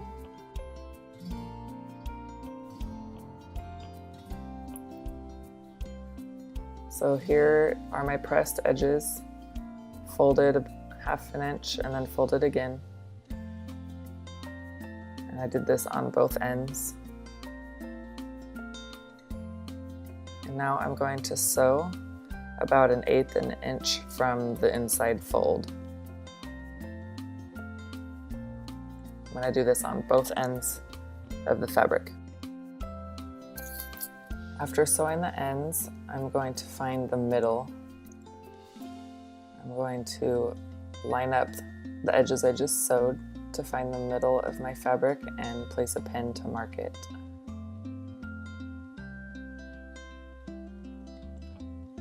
going to do the same on the other edge.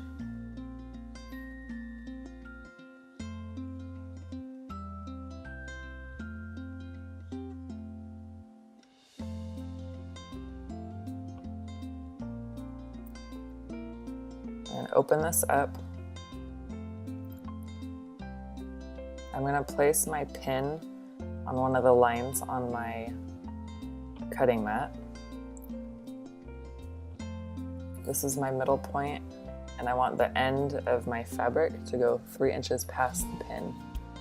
So I'm going to place it 3 inches past the pin and straighten out the fabric and mark that point with a pin. That's going to be the marking for the edge of my pillow. I'm doing this so I can find the middle of the pillow and center the image that I'm going to iron on.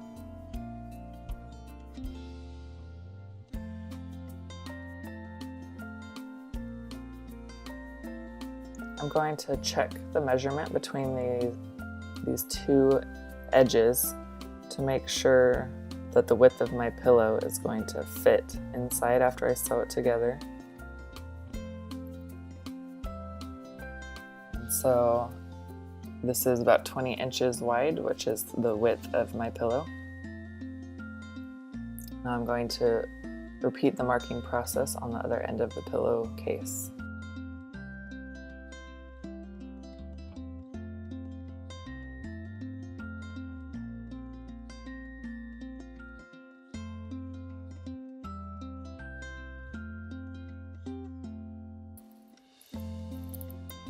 Now I removed my cutting mat from my work surface and I I've placed my Christmas tree heat transfer vinyl in the middle.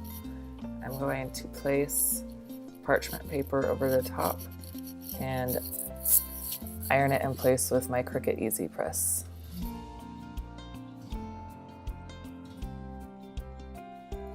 And once I've pressed it on the front, I'm going to turn it over and do a quick press on the back.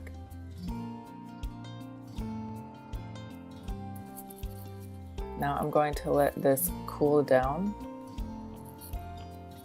and then I'm going to remove the carrier sheet that is on top.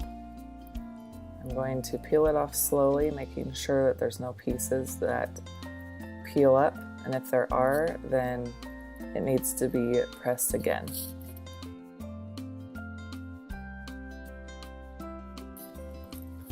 And then I like to place the parchment paper on top and do a quick press one more time to make sure that it's adhered really nicely onto the fabric.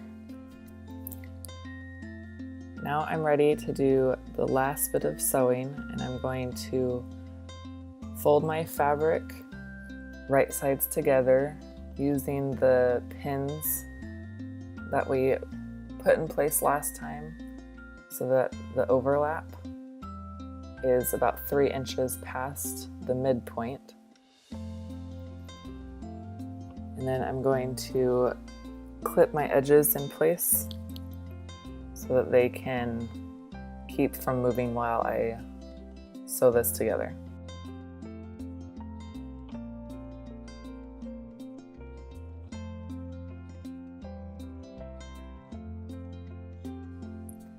And then I'm going to repeat on the other end of the pillow.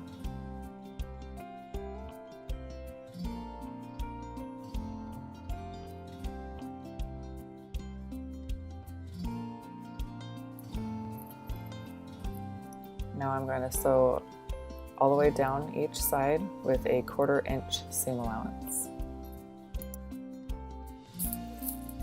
I'm all done sewing the pillow cover, and I sewed a 1/4 inch seam allowance. And now I'm going to trim the corners to reduce the bulk in the corners, and then turn it right side out.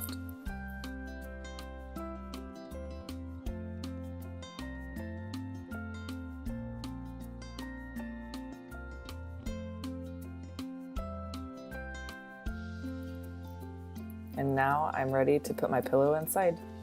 You just need to open it and put it over the pillow like so.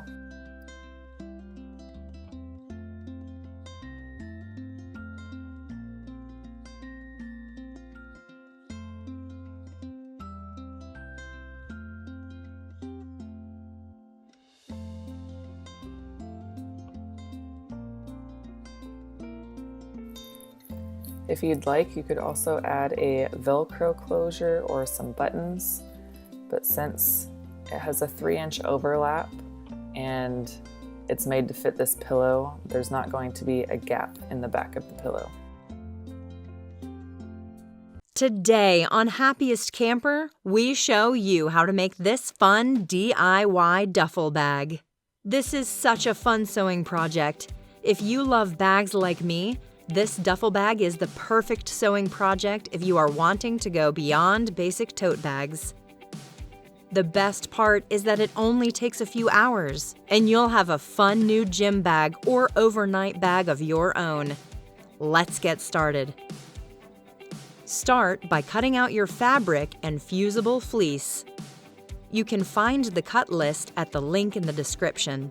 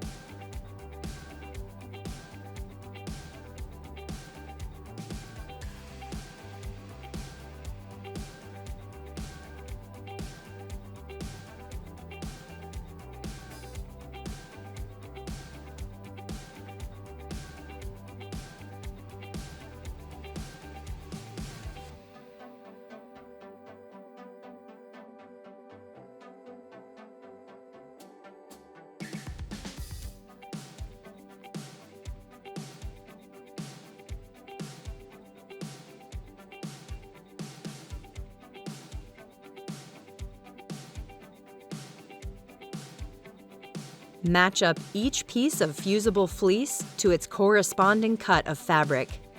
The only pieces that shouldn't have a matching fleece are the 2 cording strips. Use an iron to fuse the fleece to the back of the main pieces, the end circles, and the bottom panel.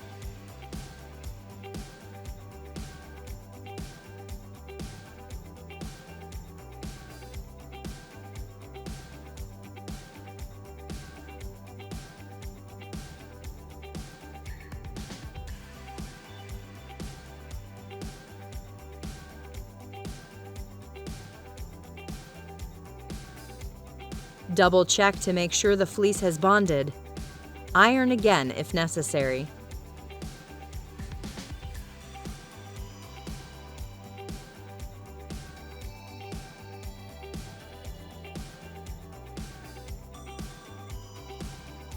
Now we can start sewing our duffel bag.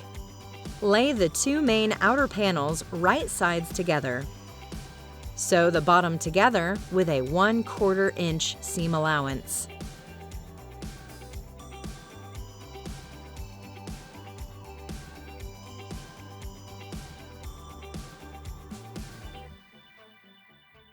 Unfold and press the seam flat.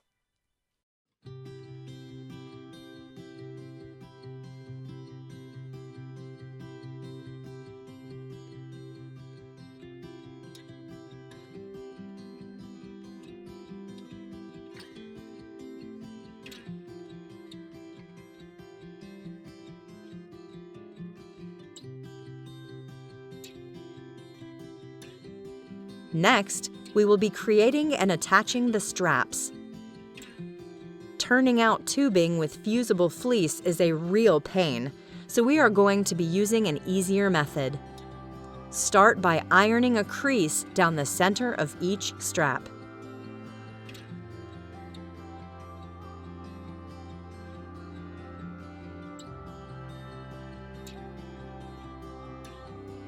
Then place your remaining fusible fleece inside each strap so that it's butting right up to the crease. Iron in place. Now, fold the raw edges inside and pin or clip in place.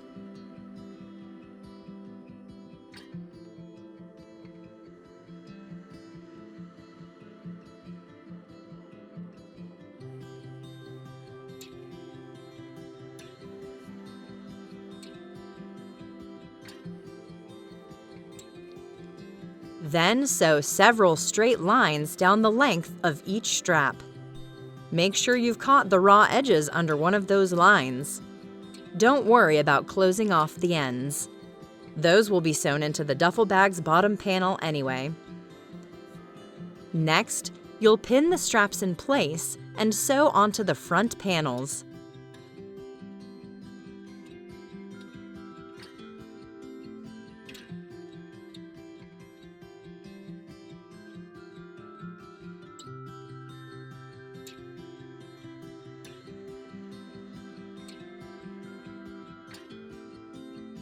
Make sure the straps line up on both sides and aren't twisted before you pin them in place.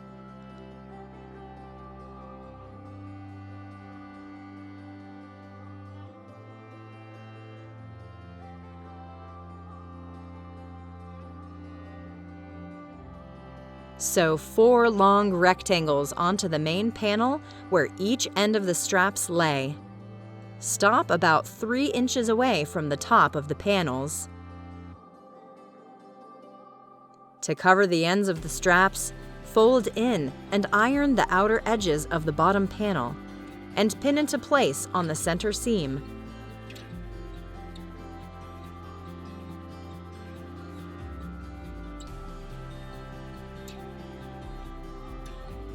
Sew all the way around the panel. I went around mine twice to give it some extra strength.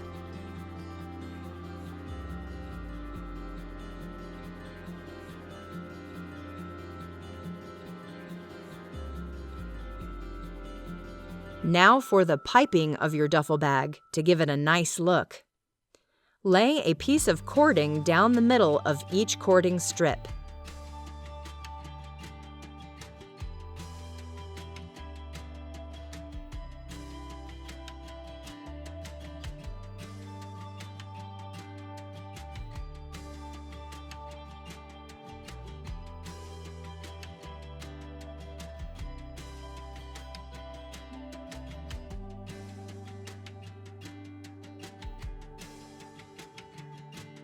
Fold over the fabric and clip or pin into place.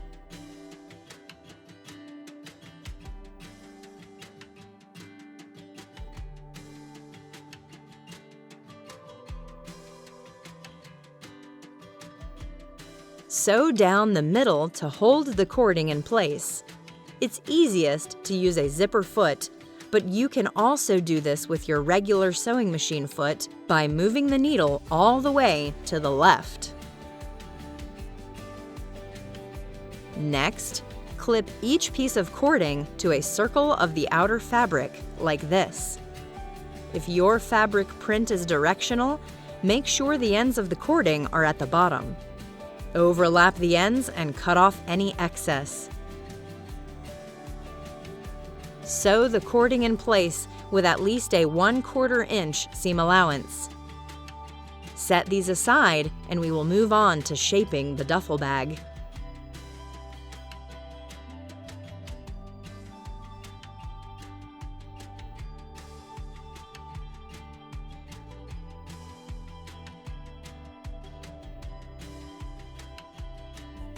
Start by sewing the zipper across the top of one front panel with right sides together.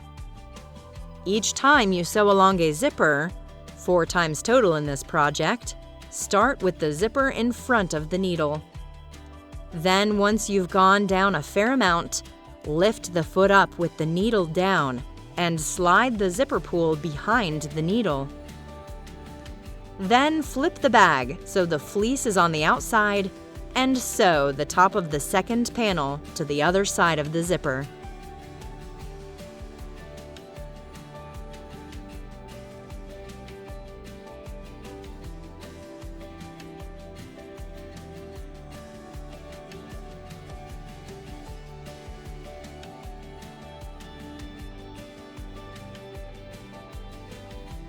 At this point, you should have an inside-out tube. Next, we will be pinning and sewing the end circles in place. But before we do that, it's very important that the zipper stay at least 1/3 of the way open for the rest of the project. Otherwise, you won't be able to flip the bag right side out at the end. Line up the end circles so that the cording overlap at the bottom lines up the middle seam at the bottom of the bag. Pin and sew into place.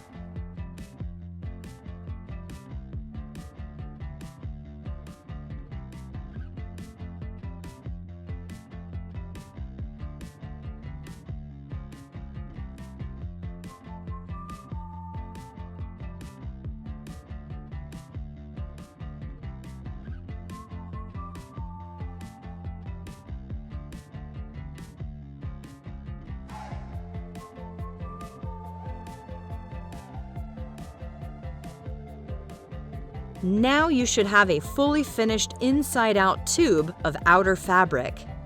Now we need to repeat these steps with the inside fabric.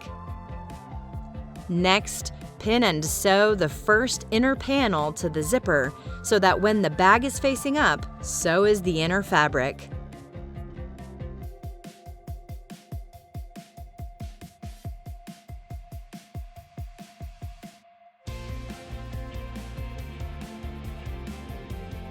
Repeat with the other inner panel. Do not sew the bottom together.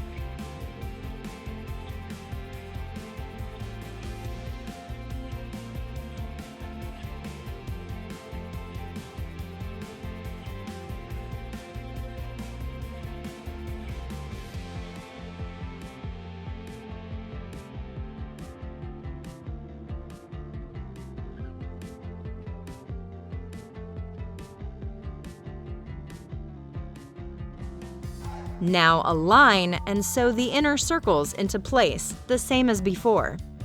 Only this time, the tube is not closed on the side. I used a couple clover clips to hold the tube closed while I added the inner circles. That way, I could make sure they would line up correctly when I was done.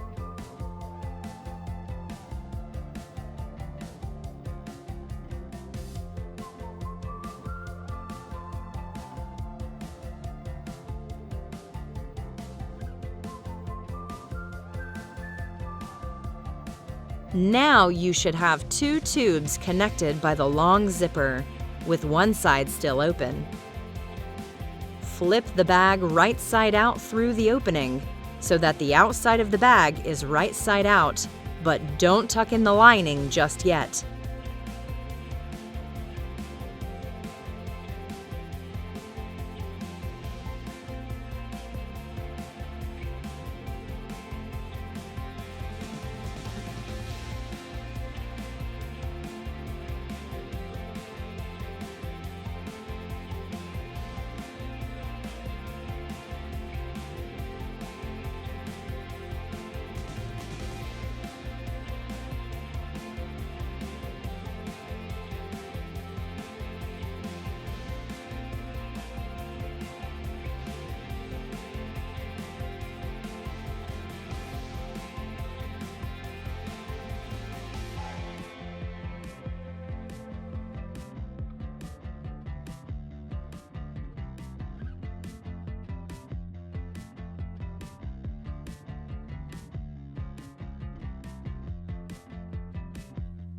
While the lining is still out, tuck in the ends and sew the gap closed.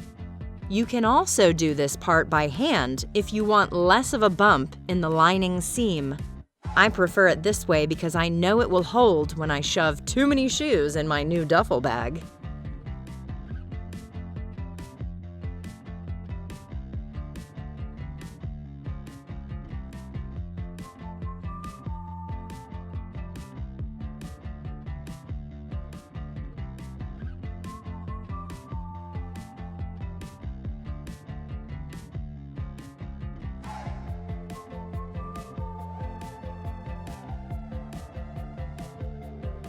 Tuck the lining into the bag and it's all finished. Now you know how to sew a beautiful duffel bag. This simple duffel bag can be dressed up even more if you add some pockets, but works great as is. It would also make a great gift for any occasion. Whip up one for yourself and for a friend.